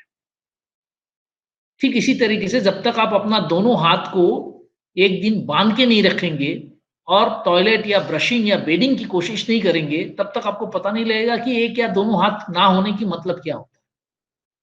तो ठीक इसी तरीके से अलग अलग दिव्यांगता के ऊपर पेरेंट्स का, टीचर्स का, पीयर का, या हम सब लोगों की एम्पैथी डेवलपमेंट एक्सरसाइजेस होनी आवश्यक है। और थर्ड में आता है स्किलिंग। डिग्री दे देना, डिप्लोमा दे देना, it's a different thing, but दिव्यांगता में इतने सारा डाइवर्सिटीज होती है, इतने सारा, एक बच्चा दूसरे बच्चा से इतना अलग होता है। It is much beyond, much more complex than medical science, much more complex than engineering sciences. Medical sciences में ये बीमारी का ये दवाई, एवरीथिंग इज ऑलमोस्ट फिक्स्ड। बच्चे में क्या तकलीफें हैं, दुनिया भर का मेडिकल टेस्ट है, टेस्ट से पता लग जाएगा। यहाँ जब आप ह्यूमन डेवलपमेंट की बात करते हैं, और स्पेशली आप स्पेशल नीड की ह्यूमन डेवलपमेंट की बात करते हैं, इतना ज्यादा कॉम्प्लेक्स है ये दुनिया, एक बच्चा दूसरे बच्चे से इतना अलग है कि स्किलिंग, हमारी स्किलिंग होना बहुत आवश्यकता है। ये जब स्किलिंग हमारी ज्यादा होगी, उसी तरीके से पेरेंट्स की स्किलिंग करनी पड़ेगी, उसी तरीके से हमें पीयर ग्रुप की, सहपाठियों की ग्रुप की स्किलिंग करनी पड़ेगी।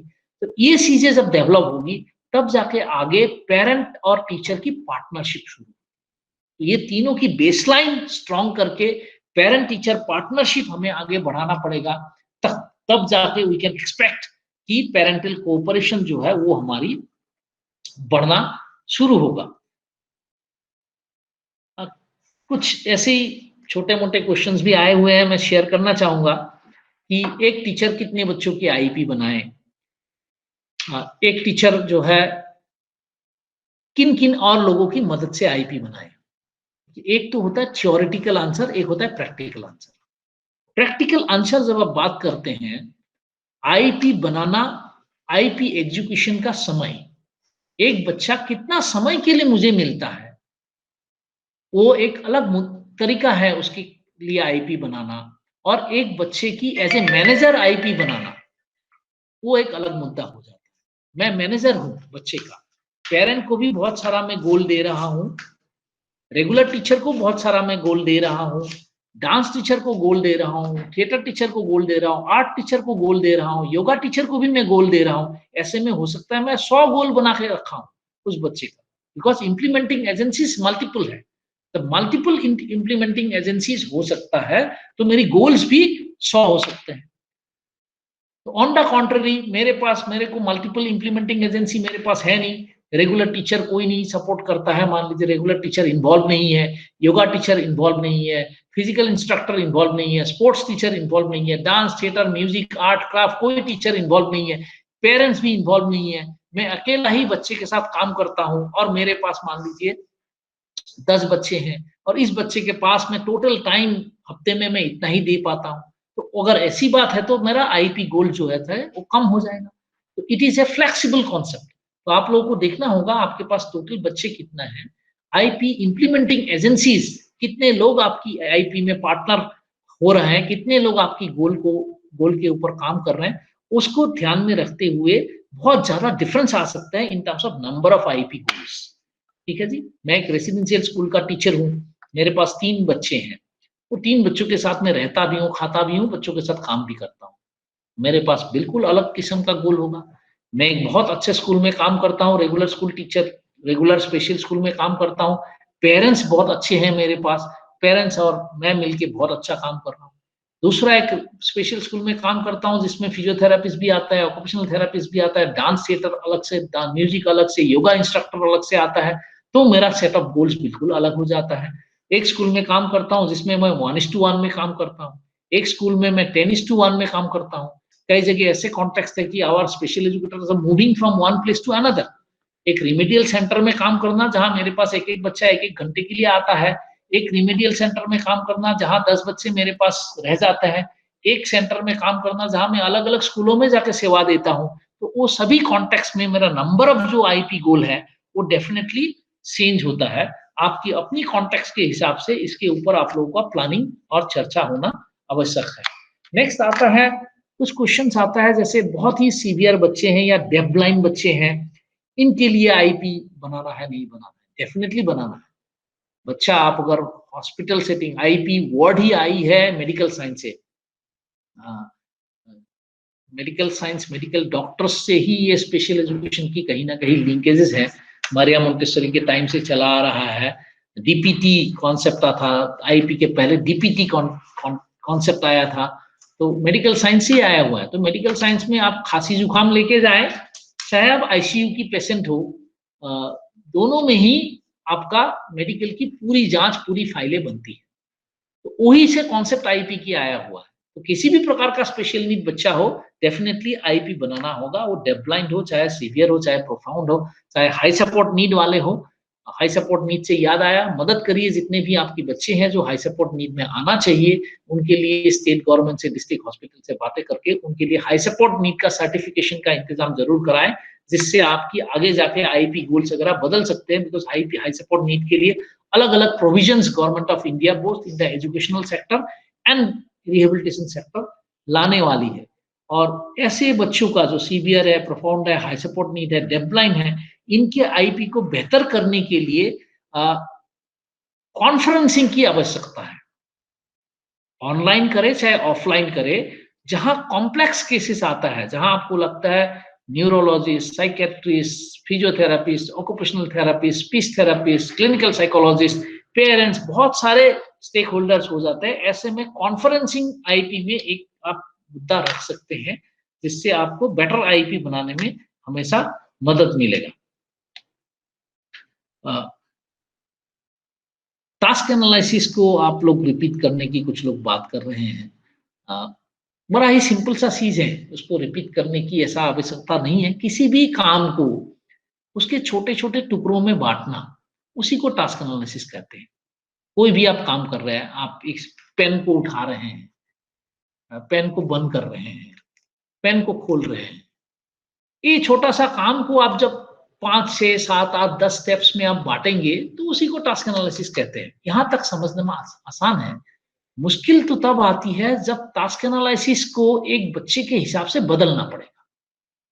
एक जब सेरेब्रल पाल्सी बच्चा होगा या अन्य एक दिव्यांगता का बच्चा होगा, उसके हिसाब से एक टास्क को बदल के फिर टास्क एनालिसिस पढ़ना पड़ता है, वो वाला चीज में कॉम्प्लेक्सिटी आती है। एक मैंने नॉर्मल कॉन्टेक्स्ट में हमने लिखा कि थंब और फिंगर से टेल, पेन का टेल को पकड़ा और थंब और फिंगर्स का यूज करते हुए मैंने कैप को पकड़ा और दोनों को विपरीत दिशा में मैंने खींचा, पेन खोल गई, ठीक है। फिर पेन को मैंने रिवर्स किया, उल्टा किया, और पेन का कैप को जो है टेल में मैंने फिटिंग किया और उसको पुश किया, ये नॉर्मल हो गया। नाउ एक सेरेब्रल पाल्सी बच्चा अगर आ गया जिसका हाथ में कोऑर्डिनेशन है नहीं, ये वाला तो करेगा नहीं, तो टास्क एनालिसिस में मैंने ऐसे पकड़ने का रखा, ये वाला ऐसे नहीं पकड़ पा रहा है तो हाथ से पकड़ने के लिए मैंने रखा इस तरीके से, तो थोड़ी सी टास्क बदल गई। दूसरा वाला बच्चा आ सकता है हमारे पास जिसका एक हाथ हो ही ना, एक हाथ है ही नहीं, उसके लिए फिर किस प्रकार का हमने टास्क में एनालिसिस करेंगे। तो ये इंपॉर्टेंट मुद्दा आ जाता है कि आप लोग बच्चे के हिसाब से, बच्चे का जो फिजिकल इंटेलेक्चुअल कैपेसिटी है उस हिसाब से कैसे अलग अलग टास्क में आप लोग इसकी व्यवस्था करेंगे कि टास्क को ही कैसे, टास्क के स्टेप्स को कैसे बदला जाए। मैंने थोड़ी देर पहले आप लोगों को एक उदाहरण दिया था चाय बनाने का, तो इस प्रकार से आपका चाय बनाने का स्टेप्स अलग था, तो मेरे बिटिया जो है उसको कर नहीं पा रही थी, तो मैंने जो है पतीले में ही सब कुछ डाल के फिर उबालने का व्यवस्था किया, तो वो कर रही है। कॉफी बनाने की बारी आई तो इतने कॉफी बनाने के इतने ड्रामा, इतने स्टेप्स है, इतने स्टाइल में, इतने फैशन में कॉफी बनाने की बात आई जिसमें झाग आएगा, ये आएगा, वो आएगा, तो बिटिया तो बिल्कुल नहीं कर पा रही थी। हमने सिस्टम बड़ा सा सिंपल कर दिया कि भाई मग में गर्म पानी पहले डालो और उसमें दूध डालो और उसमें कॉफी पाउडर डालो और घुमाओ चीनी डाल के। तो टेस्ट में 10% का फर्क तो आया, लेकिन मेरा बच्चा इंडिपेंडेंट हो गया कॉफी बना के पीने में।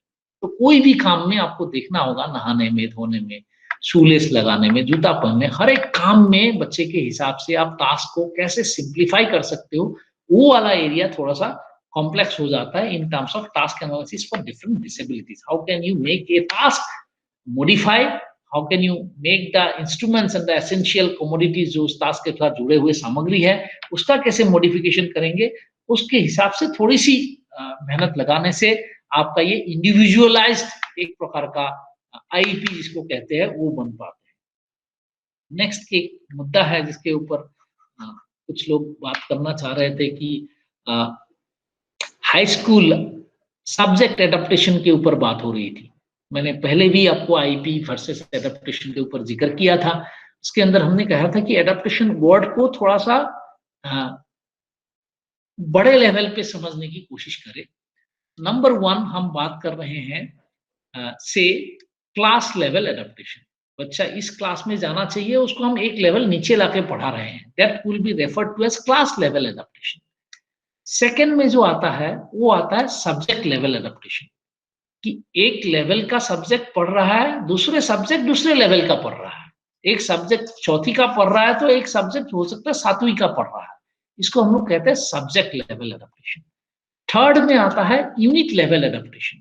नॉर्मल पढ़ाई लिखाई है, लेकिन यूनिट जो है, एक यूनिट जो है हायर लेवल का पढ़ रहा है तो एक यूनिट लोअर लेवल का पढ़ रहा है। मान लीजिए साइंस का जब बायोलॉजी रिलेटेड कॉन्सेप्ट आ रही है तो I might be studying at a higher level, जब फिजिक्स की आ रही है I might be studying at a lower level.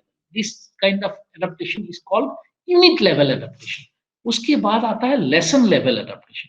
एक लेसन को, एक पाठ को ले ले आप, तो पाठ को अलग अलग तरीके से हम एडेप्ट कर सकते हैं। पाठ को मान लीजिए कम या ज्यादा करना, ये तो हो गया बेसिक लेवल एडेप्टेशन। पाठ का भाषा को चेंज करना, सिंप्लीफाइड लैंग्वेज बनाना, ये हो गया मान लीजिए सेकेंड लेवल एडेप्टेशन। उसके बाद पाठ में जो जो कॉम्प्लेक्स शब्द हैं उन शब्दों को हम एक्सप्लेन कर रहे हैं अलग तरीके से, ये फिर एक अलग लेवल के एडेप्टेशन आ गई। उस पाठ को सीखने के लिए कुछ additional activity, additional learning, additional पढ़ाई साथ में जोड़ देना, ये एक अलग प्रकार की एडेप्टेशन आ गई। उस पाठ में जो कॉन्सेप्ट है उस कॉन्सेप्ट को इतना हायर लेवल में ना पढ़ के उस कॉन्सेप्ट को उसका सिंपल फॉर्म में पढ़ना। उस पाठ में हमारा जितना एक्सपेक्टेशन था, मान लीजिए ग्रामर का, लिटरेचर का, जो भी आप कहते हो, उसको उसके नीचे ले जाके हमें बच्चे को सिखाना, ये अलग लेवल की एडेप्टेशन हो गई। तो adaptation is a very very complex thing for task analysis. जब आईईपी की बात करेंगे तो डेफिनेटली एडेप्टेशन एक कॉम्प्लेक्स चीजें हैं। बच्चे के साथ बैठ के हर एक सब्जेक्ट का, हर एक एरिया का, जब आप हायर एजुकेशन की बात करेंगे, हाई स्कूल, प्राइमरी स्कूल या एक एकेडमिक लर्निंग की जब हम बात करेंगे, तो डेफिनेटली आप लोगों को इसके ऊपर थोड़ी सी चर्चा अलग से करनी होगी कि इसका एडेप्टेशन का मीनिंग कैसे एक बच्चे के लिए बदल सकता है। एकोमोडेशन एंड एडेप्टेशन दोनों को जोड़ के रखिए और खुले दिल से कोशिश करिए बच्चे के लिए जो बेस्ट हो सकता है उसके लिए हमारे पास पूरा फ्रीडम होता तो हम क्या करते। मेरे को मान लीजिए अबाउट द बॉडी, बॉडी के बारे में एक लेसन है, उस लेसन में आप समझने चलिए कि ये मान लीजिए क्लास 8 का एक लेसन है अबाउट बॉडी पार्ट्स और बॉडी ऑर्गन्स। एक बच्चे के लिए बहुत हाई लेवल की चीजें कॉन्सेप्ट उसके अंदर जा सकता है और एक बच्चे के लिए सिर्फ मान लीजिए आंख नाक कान ही हो सकता है। एक बच्चे के लिए ऑर्गन्स का नाम बोलना ही काफी हो सकता है। एक बच्चे के लिए ऑर्गन्स के बारे में एक एक लाइन जानना काफी हो सकता है। एक बच्चे के लिए ऑर्गन्स का एक एक लाइन जानना और उसका फंक्शंस भी जानना अनिवार्य हो सकता है। तो सब्जेक्ट लेवल जो एडेप्टेशन है, इंटेलेक्चुअली चैलेंज हो, ऑटिज्म हो, सेरेब्रल पाल्सी हो, subject level adaptation, lesson level adaptation, unit level adaptation, class level adaptation, अलग अलग एडेप्टेशन के लिए आपको रेडी रहना पड़ेगा in terms of when you try to implement IP in true sense.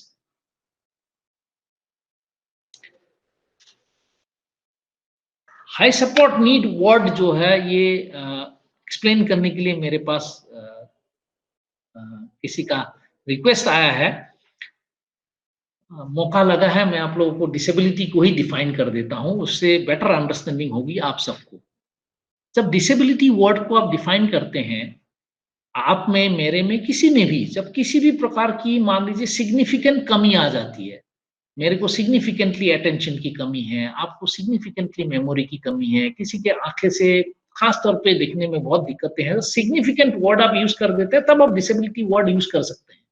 इसके साथ सर्टिफिकेशन की कोई आवश्यकता नहीं है और कुछ कुछ कानून के आधार पर मुझे प्रोटेक्शन भी मिलती है। जैसे मेरे में थोड़ी सी मान लीजिए पैर में खोट है और मैं थोड़ा सा लंगड़ा के चलता हूं और आप मुझे छेड़ते हैं, मैं आपको केस कर सकता हूं आपके ऊपर कि आप मुझे एक डिसेबल के जो सम्मान होना चाहिए उस हिसाब से आप मुझे सम्मान नहीं दे रहे हैं। आप मेरी डिग्निटी, आप मेरी राइट और डिग्निटी के ऊपर आप क्वेश्चन कर रहे हैं, तो मैं आपको कटघरे में खड़ा कर सकता हूं। और एजुकेशन में as a special need child मैं आपसे मदद भी मांग सकता हूं। Although I am not a person with disability, but कुछ डिसेबिलिटी मेरे में है। तो ये पहला कैटेगरी डिसेबिलिटी डेफिनेशन में आता है। सेकेंड कैटेगरी जो आता है वो आता है डेफिनेशन के हिसाब से। हर एक देश की अपनी डेफिनेशन होती है, हर एक देश की सर्टिफिकेशन की एक तरीका होता है। डेफिनेशन और सर्टिफिकेशन के हिसाब से डिसेबिलिटी होना, जैसे आपके देश में कहा गया है कि आईक्यू इतना होने से आपको सर्टिफिकेट मिलेगा इंटेलेक्चुअली चैलेंज का, तो वो कैटेगरी आता है, वो एक अलग कैटेगरी आता है जिसको हम लोग कहते हैं certified disability category. Third category जो आता है वो आता है बेंचमार्क कैटेगरी। ये सर्टिफाइड डिसेबिलिटी में से भी एक ग्रुप होगा जिस ग्रुप को हम लोग सभी बेनिफिट देंगे, सभी प्रकार का कोटा फोटा जितने भी होता है, रिजर्वेशन कोटा, हर चीज उनको मिलेगा। उस ग्रुप को हम कहते हैं बेंचमार्क डिसेबिलिटी। कुछ विकलांगता ऐसे होगा जिनको कुछ ही सेवा मिलेगा, सारे सेवा नहीं मिलेगा, वो नॉन बेंचमार्क है लेकिन सर्टिफाइड है, उनके पास सर्टिफिकेट ऑफ डिसेबिलिटी है लेकिन सारे बेनिफिट नहीं मिलेंगे। जैसे पर्किंस है मान लीजिए, कई सारा न्यूरोलॉजिकल डिसऑर्डर्स है, ऐसे में हो सकता है आपको सिकल सेल एनीमिया है, पर्किंस है, अल्जाइमर्स है, ऐसे कई सारे दिव्यांगता हो सकता है जिसमें हो सकता है आपको बेंचमार्क डिसेबिलिटी का कैटेगरी आपको नहीं मिला, जिसके वजह से सारे बेनिफिट आपको नहीं मिलते, तो वो एक कैटेगरी आता है। उसके बाद जो आता है last category, that is referred to as high support need category. जो दिव्यांगता, आप लोगों ने नेशनल ट्रस्ट सुना होगा, नेशनल ट्रस्ट पहले थे autism, cerebral palsy, multiple disability and intellectual disability के लिए अलग से नेशनल ट्रस्ट बनाया गया था। उसके पीछे कारण को समझने की कोशिश करिए, उसके पीछे कारण क्या था एक नेशनल ट्रस्ट अलग से एक्ट बनाने की।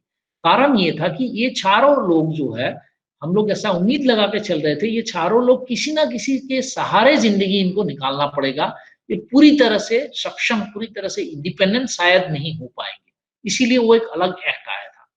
अब जो नया एक्ट आया है उसमें हम लोगों ने ऐसा लगा है कि दिव्यांगजनों के लिए जितने भी प्रोविजन, जितने भी एक्ट्स, राइट्स या पॉलिसीज बनेंगे, तो कहीं ना कहीं इन पॉलिसी में ऐसा एक ग्रुप जरूर होगा जो ग्रुप किसी ना किसी ऊपर निर्भर होना पड़ेगा, किसी ना किसी के ऊपर साइकोलॉजिकल या फिजिकल सपोर्ट हर समय जरूरत होगा, जिसके बगैर ये इंडिपेंडेंटली सर्वाइव नहीं कर पाएंगे, इंडिपेंडेंटली फंक्शन नहीं कर पाएंगे।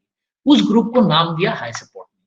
तो डिसेबिलिटी सर्टिफिकेट आपकी डिस्ट्रिक्ट में जो अथॉरिटीज देते हैं, उनको जब भी कोई हाई सपोर्ट नीड के लिए अपील करेगा, तो एक कमिटी होती है, जो कमिटी बैठ के डिसाइड करेंगी एक बच्चा या एक व्यक्ति जिसको इंडिपेंडेंटली आने वाले दिनों में वो किसी ना किसी सहारे के साथ ही वो चल पाएगा, सहारे के बगैर वो चल नहीं पाएगा। हो सकता है at a intellectual level in terms of decision making, हो सकता है at a physical level in terms of his independent daily living. ये दोनों कॉन्टेक्स्ट में वो कमिटी डिसाइड करके हाई सपोर्ट नीड की सर्टिफिकेशन दे सकते हैं, जिसके लिए अलग अलग एक्ट में प्रोविजन आने वाले दिनों में आएगा। हो सकता है उनके टीचिंग लर्निंग में ज्यादा सपोर्ट देने की उनकी आवश्यकता है, एक्ट में आ जाए, पॉलिसी में। हो सकता है उनके लिए अलग से पेंशन प्रोविजंस आ जाए, जैसे government of Rajasthan very recently is enhancing the pension and the scholarship for high support need bye 5 times, 5 गुना। आम दिव्यांग व्यक्ति से जो हाई सपोर्ट नीड है उनका 5 गुना सपोर्ट देने की राजस्थान गवर्नमेंट एक मुहिम ले रही है हाई सपोर्ट नीड बच्चों की। तो यही है इसके अंदर कॉन्सेप्ट जो आपको को जानना चाहिए। नेक्स्ट जो एक आया है वो आया है स्पेशल एजुकेटर असेसमेंट टीम के बगैर कैसे असेसमेंट करेगा। सवाल को मैं थोड़ा घुमा के देता हूं। घुमा के सवाल ये है कि स्पेशल एजुकेटर क्या क्या एरियाज में असेसमेंट करेगा। अगर आपके पास टीम नहीं है या है, टीम का डेफिनेशन बहुत बड़ा है, टीम का डेफिनेशन बहुत बड़ा है। पेरेंट भी एक टीम है, प्रिंसिपल भी एक टीम में है, कोऑर्डिनेटर भी टीम में है, रेगुलर टीचर्स भी टीम में है, art craft dance theatre yoga physical instructor ये सारे भी आपकी टीम के पार्ट है। On the sideline if you say physiotherapist, occupational therapist, speech therapist ये भी आपके टीम में है। उसके आगे लेवल में आप जाना चाहोगे, मेडिकल प्रोफेशनल्स आ जाएंगे आपके टीम में। टीम का डेफिनेशन इज वेरी वाइड, बहुत बड़ा डेफिनेशन है, ये बढ़ते जाता है बढ़ते जाता है depending on the available team. Now एक संस्था है जिसमें मैं अकेला ही हूं, एक संस्था है जिसमें मैं और प्रिंसिपल हूं, एक संस्था है जिसमें मैं प्रिंसिपल और पेरेंट है, कई ऐसे संस्था है जिसमें हमें पेरेंट के बगैर भी हम काम करते हैं। तो देखिए एक छोटी सी एग्जांपल में ही, एक में मैं अकेले था, एक में मैं और प्रिंसिपल भी बन गया, एक में मैं प्रिंसिपल और पेरेंट आ गए, तो एक में हो सकता है हम तीनों के साथ एक विजिटिंग साइकोलॉजिस्ट आ गया। तो ये परिधि जो है बढ़ते बढ़ते जाता है। तो depending on the type and nature of support system and the team you have, आपके पास जो सपोर्ट सिस्टम है और टीम की जो डेफिनेशन अभी मैंने कहा है बहुत वाइड है, बहुत बड़ा है, इसको ध्यान में रखते हुए आप असेसमेंट करेंगे। असेसमेंट जब आप करेंगे, अपनी दायरा जिस चीज के लिए आप ट्रेंड हो, जो चीज आपको आता है वही असेसमेंट आप करेंगे। फॉर एग्जाम्पल एक बच्चे का मसल टेस्टिंग है, फिजियोथेरेपी रिलेटेड असेसमेंट की दुनिया भर का है, रेंज ऑफ मोशन असेसमेंट की दुनिया भर का असेसमेंट है, वो असेसमेंट मैं नहीं कर पाऊंगा, मैं नहीं करूंगा। कई ऐसे कॉम्प्लेक्स चीजें जो ऑक्यूपेशनल थेरेपी का हो सकता है, कई ऐसे कॉम्प्लेक्स चीजें जो स्पीच थेरेपी डिपेंडेंट है, कई ऐसे चीजें हैं जो हायर एजुकेशन रिलेटेड डिपेंडेंट है। मान लीजिए मैथ्स का असेसमेंट करना एक बच्ची का क्लास 9 का, और मैं 9 के लिए technically I am not a qualified person to do assessment of class 9 mathematics. ऐसे में फिर 9 का मैथमेटिक्स का टीचर की सपोर्ट की मुझे आवश्यकता है, मैं नहीं कर पाऊंगा वो assessment, I am not qualified. Special educators का भी अपना दायरे को समझना है कि आपने भी अपना 2 सब्जेक्ट में आपने अपनी बीएड की है।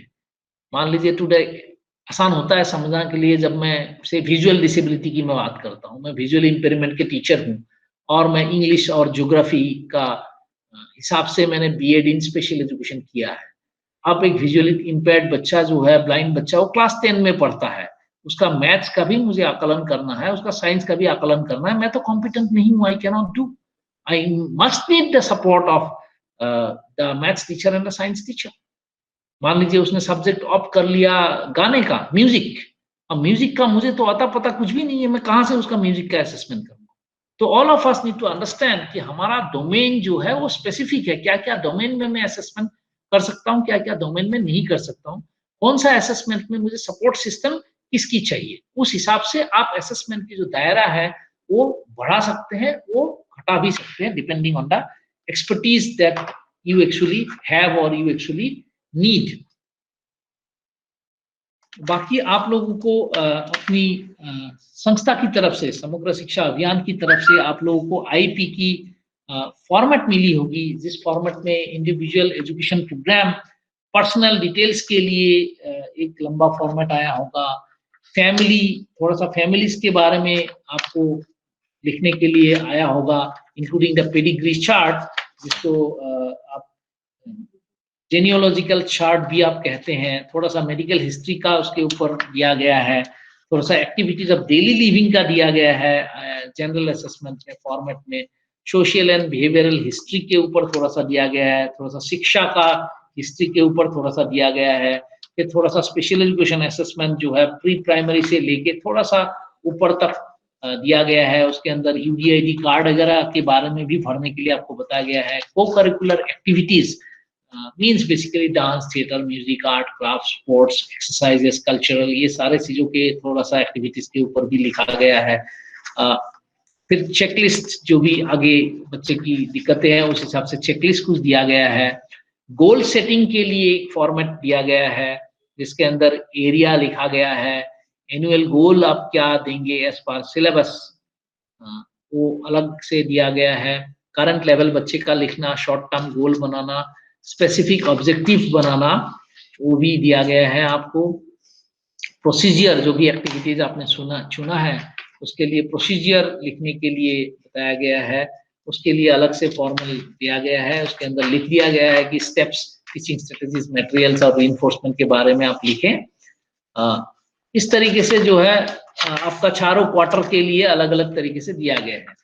ये जब आप लोग प्रैक्टिस करना शुरू करेंगे, इसके ऊपर काम करना शुरू करेंगे, इस फॉर्म को भरना शुरू करेंगे, तो डेफिनेटली आगे आप लोगों का दिक्कतें आएगी, परेशानी आएगी, कुछ कुछ अंडरस्टैंडिंग में भी प्रॉब्लम आएगा। मैं चाहूंगा आप लोग अपने कोऑर्डिनेटर्स वगैरह के साथ मिलके आप लोग एक्टिवेट करने की कोशिश करें, इस चीज को आप लोग प्रैक्टिस करने की कोशिश करें, समझने की कोशिश करें। बाद में जो भी इश्यूज वगैरह बाद में मिलके आएगा, उस इश्यूज के ऊपर हम लोग फिर अलग से वर्कशॉप करके उन सभी इश्यूज को सॉर्ट आउट करने की हम कोशिश कर सकते हैं। एक आया है आपको लेसन प्लान बनाना है या आईपी बनाना है, स्पेशली अलग अलग दिव्यांगता का। जैसे मैंने कहा है, इंक्लूसिव एजुकेशन में ये चीजें आप लोगों को देखना होगा। It's a very complex and thin line वाला चीज है। It all depends on the goal that you choose. अगर हमने गोल लिया है, मान लीजिए कि एक ग्रुप को हम लोग लेसन सिखाएंगे, क्लास 3 का इंग्लिश सब्जेक्ट क्लास 3 का लिया हुआ है हमने, एक ग्रुप ऑफ चिल्ड्रन का, 2 बच्चा है, 4 बच्चा है, 5 है, then we use the word lesson plan. अगर हमारे पास 3 HI के बच्चा है, अब तीनों अलग अलग क्लास में पढ़ते हैं, तब हम लेसन प्लान कैसे बनाएंगे? लेसन प्लान वर्ड यूज होगा जब 2, 4, 5, 10 बच्चे होंगे मेरे पास। अब बच्चा एक ही है मेरे पास क्लास 3 का इंग्लिश का, दूसरा बच्चा क्लास 5 का इंग्लिश का है, तीसरा बच्चा क्लास 1 का इंग्लिश है, तब हम लेसन प्लान वर्ड यूज नहीं कर सकते, तब हम आईपी वर्ड यूज करेंगे। तो जो उसके साथ आप स्कूल के रेगुलर करिकुलम जो आप इंप्लीमेंट करते हैं, तब रेगुलर करिकुलम आप इंप्लीमेंट करेंगे, जहां जहां आपका इंडिविजुअल गोल्स की बात आती है, किसी बच्चे का स्पीच डेवलपमेंट के ऊपर आप काम कर रहे हैं, किसी बच्चे का हियरिंग डेवलपमेंट के ऊपर आप काम कर रहे हैं, किसी बच्चे का सोशल डेवलपमेंट के ऊपर काम कर रहे हैं, these are highly individualistic in nature. जब इंडिविजुअल गोल्स की आप ज्यादा बात करते हैं, then you talk more of the IP concept. जब आपको ग्रुप ऑफ बच्चा मिल जाता है along with similar subject goal, regular subject goal, then you try to get into the lesson plan format. And it doesn't mean it is class 3 or class 5. It may be nursery class, it may be up to class 12. When you have a group of children, then you go for lesson plan. When you have individual children, you go for definitely IEP. IEP making for HI-VI definitely होना चाहिए। HI हो चाहे VI हो, मैं दोबारा repeat कर रहा हूँ, किसी भी डिसेबिलिटी का आईपी होगा ही, डेफिनेटली होगा। इट विल डिपेंड ऑन उसको चाहिए कि नहीं।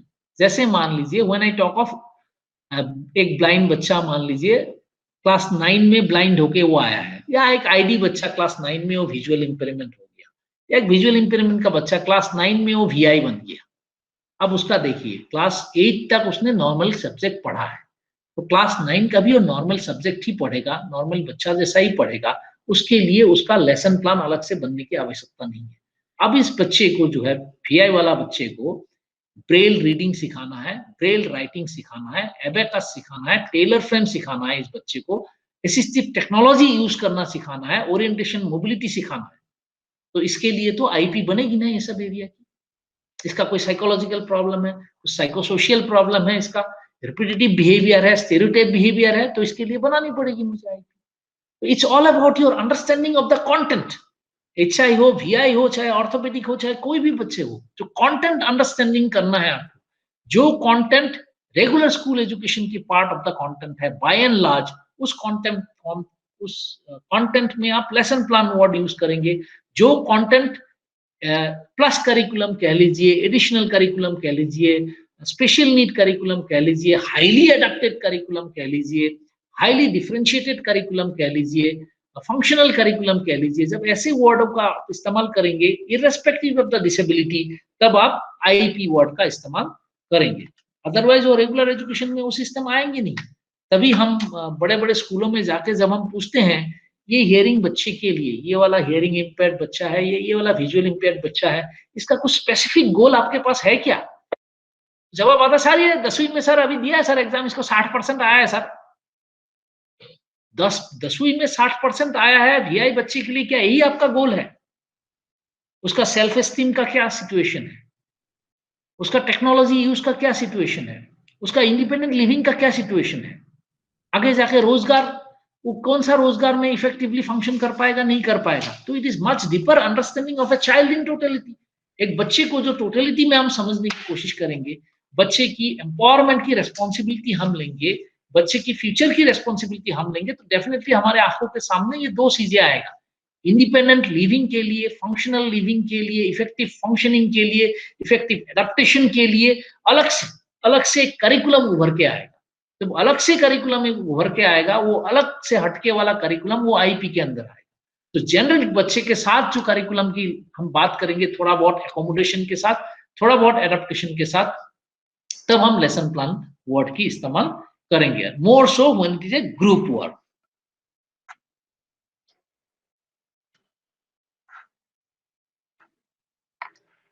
आपने किसी ने क्वेश्चन पूछा है बेंचमार्क डिसेबिलिटीज में क्या क्या डिसेबिलिटी है, क्या क्या बेनिफिट्स 21 डिसेबिलिटी को मिलते हैं। 21 डिसेबिलिटी की जब आप बेनिफिट की बात करते हैं, बेनिफिट्स प्राइमरली दो एजेंसी से आती है, दो नहीं मल्टीपल एजेंसी से आती है। One benefit is the central government benefit, second benefit is the state government benefits and provisions, third is stake holding departments. अलग अलग डिपार्टमेंट जो होती है वो लोग अपनी तरफ से क्या बेनिफिट देते हैं। तो तीनों को स्टडी करने के लिए आपके पास रास्ता ये है कि दीज आर इवर चेंजिंग, ये हमेशा बदलते रहती है। हर एक डिसेबिलिटी के लिए बेनिफिट्स कंसेशंस की अलग अलग ऑर्डर निकलती रहती है, स्टेट गवर्नमेंट की, सेंट्रल गवर्नमेंट की। तो आपको being a special educator, being a teacher, आपको थोड़ा सा प्रोएक्टिव होना पड़ेगा in terms of studying this benefits from the website वगैरह से आप स्टडी करने की कोशिश करते रहे, ठीक है। क्योंकि ये सब चीजें बहुत जल्दी जल्दी आजकल, पुराने जमाना जैसा नहीं है जब आप लोग टीचर थे और उसमें दो चार चीजें लिख के हम लोग दे देते थे कि ये गवर्नमेंट बेनिफिट है, ये प्रोविजंस है, और 20 साल तक वो सब नहीं बदलते थे। आजकल ऐसा नहीं है, आजकल हर साल, हर 6 महीने में बदलती जाती है। अभी लास्ट आप देखिए, अभी जो स्कॉलरशिप स्कीम आई है फॉर पर्सन विद डिसेबिलिटी, इसका इतना ज्यादा बेनिफिट एनहेंसमेंट हुआ है कि आज की डेट में एक दिव्यांग बच्चा फॉरेन जाके पढ़ना चाहता है, bachelors degree, master degree, PhD, तुरंत वो जा सकता है विद फुल 100% स्कॉलरशिप। तो इतना चेंजेस आ रही है in terms of benefits and concessions. मैं चाहूंगा इसके प्रति आप सारे टीचर जो है, state government benefits and concessions and central government benefits and concessions के ऊपर आप लोग थोड़ा सा सतर्क रहे, वेबसाइट वगैरह रेगुलरली देखते रहे। हालांकि बहुत जल्द ऐसा भी होगा, हम लोग ऐप डेवलप करने जा रहे हैं, हम लोग प्रॉपर एक वेब लिंक डेवलप करने जा रहे हैं, जिसमें आप दबाएंगे तो ऑल ओवर इंडिया के जितने भी specific benefit for specific disability, वो आपको सिंगल क्लिक में दिखेगा। आज की डेट में थोड़ी सी मेहनत करनी पड़ेगी आपको, आने वाले दिनों में this is going to be streamline. बाकी अनगिनत विकलांगता के लिए आप लोगों ने मेरे टॉपिक से बाहर जाके दुनिया भर का सवाल करना शुरू कर दिया है। Thank you so much, but anyway ज्यादा मैं डेविएट करूंगा तो समग्र शिक्षा अभियान की ऑर्गेनाइजर्स नाराज हो जाएंगे। मैं फिर भी कहना चाहूंगा, जैसे कई सारा डिसेबिलिटी है, जैसे आपने वर्ड यूज किया जैसे हेमोफीलिया या सिकल सेल एनीमिया। अब it is primarily A medical concern, less of A disability concern. तो मेडिकल ट्रीटमेंट में उनका क्या क्या व्यवस्था होना है, वो हेल्थ डिपार्टमेंट उनको स्पेशल प्रोविजन देने की कोशिश करेंगे। हमारे लिए जो है फैमिली सपोर्ट है, फैमिली कैपेसिटी बिल्डिंग है, उस बच्चे की काउंसलिंग गाइडेंस है, उस बच्चे को समग्र शिक्षा अभियान में शामिल कराने की सपोर्ट हमें देना है, ये हमारी दायित्व हो जाती है। सेकंड, मान लीजिए एट अ सोशल लेवल, इस बच्चे की अभी मैं बात करूं होमोफिलिया केस का, things may be certain sometime very very complex. अब एक ब्लड ट्रांसफ्यूजन की जरूरत पड़ गई, एक होमोफिलिया पेशेंट की ब्लड ट्रांसफ्यूजन की जरूरत पड़ गई आपका ये कोरोना की टाइम में, कोविड के टाइम में। तो अगर उसको ब्लड नहीं मिलता विद इन ए मंथ, ये बच्चा जो है कोलैप्स कर जाता, उसकी मर जाते। तो ऐसे में हमारा रोल बन जाता है। तो it is a very very diffuse चीजें। तो कभी कभी काफी सारे प्रोविजन है, जैसे मैं कर रहा, काफी सारे प्रोविजन सिर्फ डिग्निटी के साथ जुड़ा हुआ है, constitutional rights for dignity and non discrimination के साथ जुड़ा हुआ है, और स्पेसिफिक जो प्रोविजन है अलग अलग डिसेबिलिटी के, ये उभरना अभी अभी शुरू हुआ है। आने वाले दिनों में हम उम्मीद करेंगे अलग अलग डिसेबिलिटी के अलग अलग और भी कुछ प्रोविजन आना शुरू हो जाएंगे। कई सारा डिसेबिलिटी आप समझेंगे उनको स्पेसिफिक प्रोविजन की आवश्यकता भी नहीं है। कुछ और स्पेसिफिक क्वेश्चन है तो I can cover up, otherwise you are most welcome to get back to me. आप लोग मुझे ईमेल कर सकते हैं, बहुत लोगों के पास मेरा फोन नंबर भी होगा, आई नो। आप लोग फोन में व्हाट्सएप में भी भेज सकते हैं, या आप लोग ईमेल भी मुझे कर सकते हैं। निब्बेट को आजकल मैं NIVH देहरादून, जो पहले NIVH के नाम से जाना जाता था, वहाँ का मैं अभी डायरेक्टर हूँ फिलहाल। तो वहाँ आप लोग ईमेल कर सकते हैं, या मेरा पर्सनल ईमेल आईडी में आप लोग भेज सकते हैं, या व्हाट्सएप वगैरह भी कर सकते हैं। Any queries I will be very happy to answer. Last but not the least, आप लोगों का जो क्वेश्चन आई है वो आई है, बेस्ट टूल क्या है? बेस्ट टूल तो वही है जिसके आप लोग ज्यादा इस्तेमाल कर रहे हो, आप लोग ज्यादा से ज्यादा लोग उसको परखते हो, ज्यादा से ज्यादा लोग आप लोग उसको समझते हो। ये मैं इसलिए बोल रहा हूँ, जो असली में बेस्ट होना चाहिए वो तो हमारा है नहीं।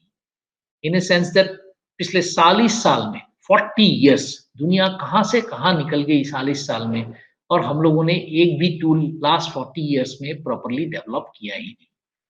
स्पेशली जब लास्ट 40 इयर्स में हम लोग ट्रांसडिसिप्लिनरी अप्रोच के ऊपर बहुत जोर लगाए, कि हमारी टीचर ही जो है वो OT, PT, speech therapist, psychologist, सबकी रोल, मिनिमम रोल कैसे निभा पाएंगे, काउंसलर की भी रोल, OT की भी रोल, PT की भी रोल, उस चीज को हम कह रहे हैं ट्रांसडिसिप्लिनरी अप्रोच। तो ट्रांसडिसिप्लिनरी अप्रोच के ऊपर हम लोगों ने 40 साल में बहुत जोर लगा रहे हैं। इंक्लूसिव एजुकेशन के ऊपर इतने जोर लगा रहे हैं, उसके बावजूद भी आप देखेंगे हमारे पास कोई टूल पिछले 40 साल में डेवलप नहीं हुई है। तो इसका मतलब ये है कि करंट रिक्वायरमेंट के हिसाब से हमारे पास अप्रोप्रिएट टूल नहीं है। तो आप लोग अभी जो यूज कर रहे हैं, मुझे जितना खबर लगा है आप लोग FSCP यूज कर रहे हैं।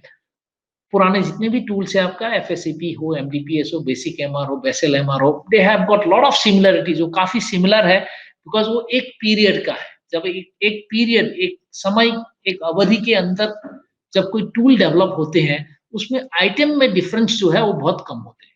तो वो उसका स्कोरिंग पैटर्न वगैरह अलग होगा, या डोमेन्स अलग होगा, एरियाज अलग होगा, लेकिन अब अंदर झांक के अगर देखेंगे in terms of the items, you will find there are lot of similarities. So not to level anything as best, मैं यही कहूंगा आप लोग जो भी कर रहे हैं, अगर अभी FSCP कर रहे हैं फिलहाल के मानिए चलिए वही बेस्ट है, बिकॉज पिछले 40 साल में हमारे पास कोई टूल आया नहीं है। तो आई कैन नॉट से this one is best, I can only say जितने भी टूल्स है वो सारे बेहद सिमिलर है, क्योंकि सारे एक पर्टिकुलर अवधि के निकले हुए हैं। आप अगर देखेंगे basic MR, basal MR, FSCP, MDPS, glad, cap, और भी दो चार है, I am not able to recollect now, ये सारे टूल जो है एक पर्टिकुलर अवधि में निकली हुई है, पर्टिकुलर 20 इयर्स की ड्यूरेशन में ये सारे टूल्स निकली हुई है।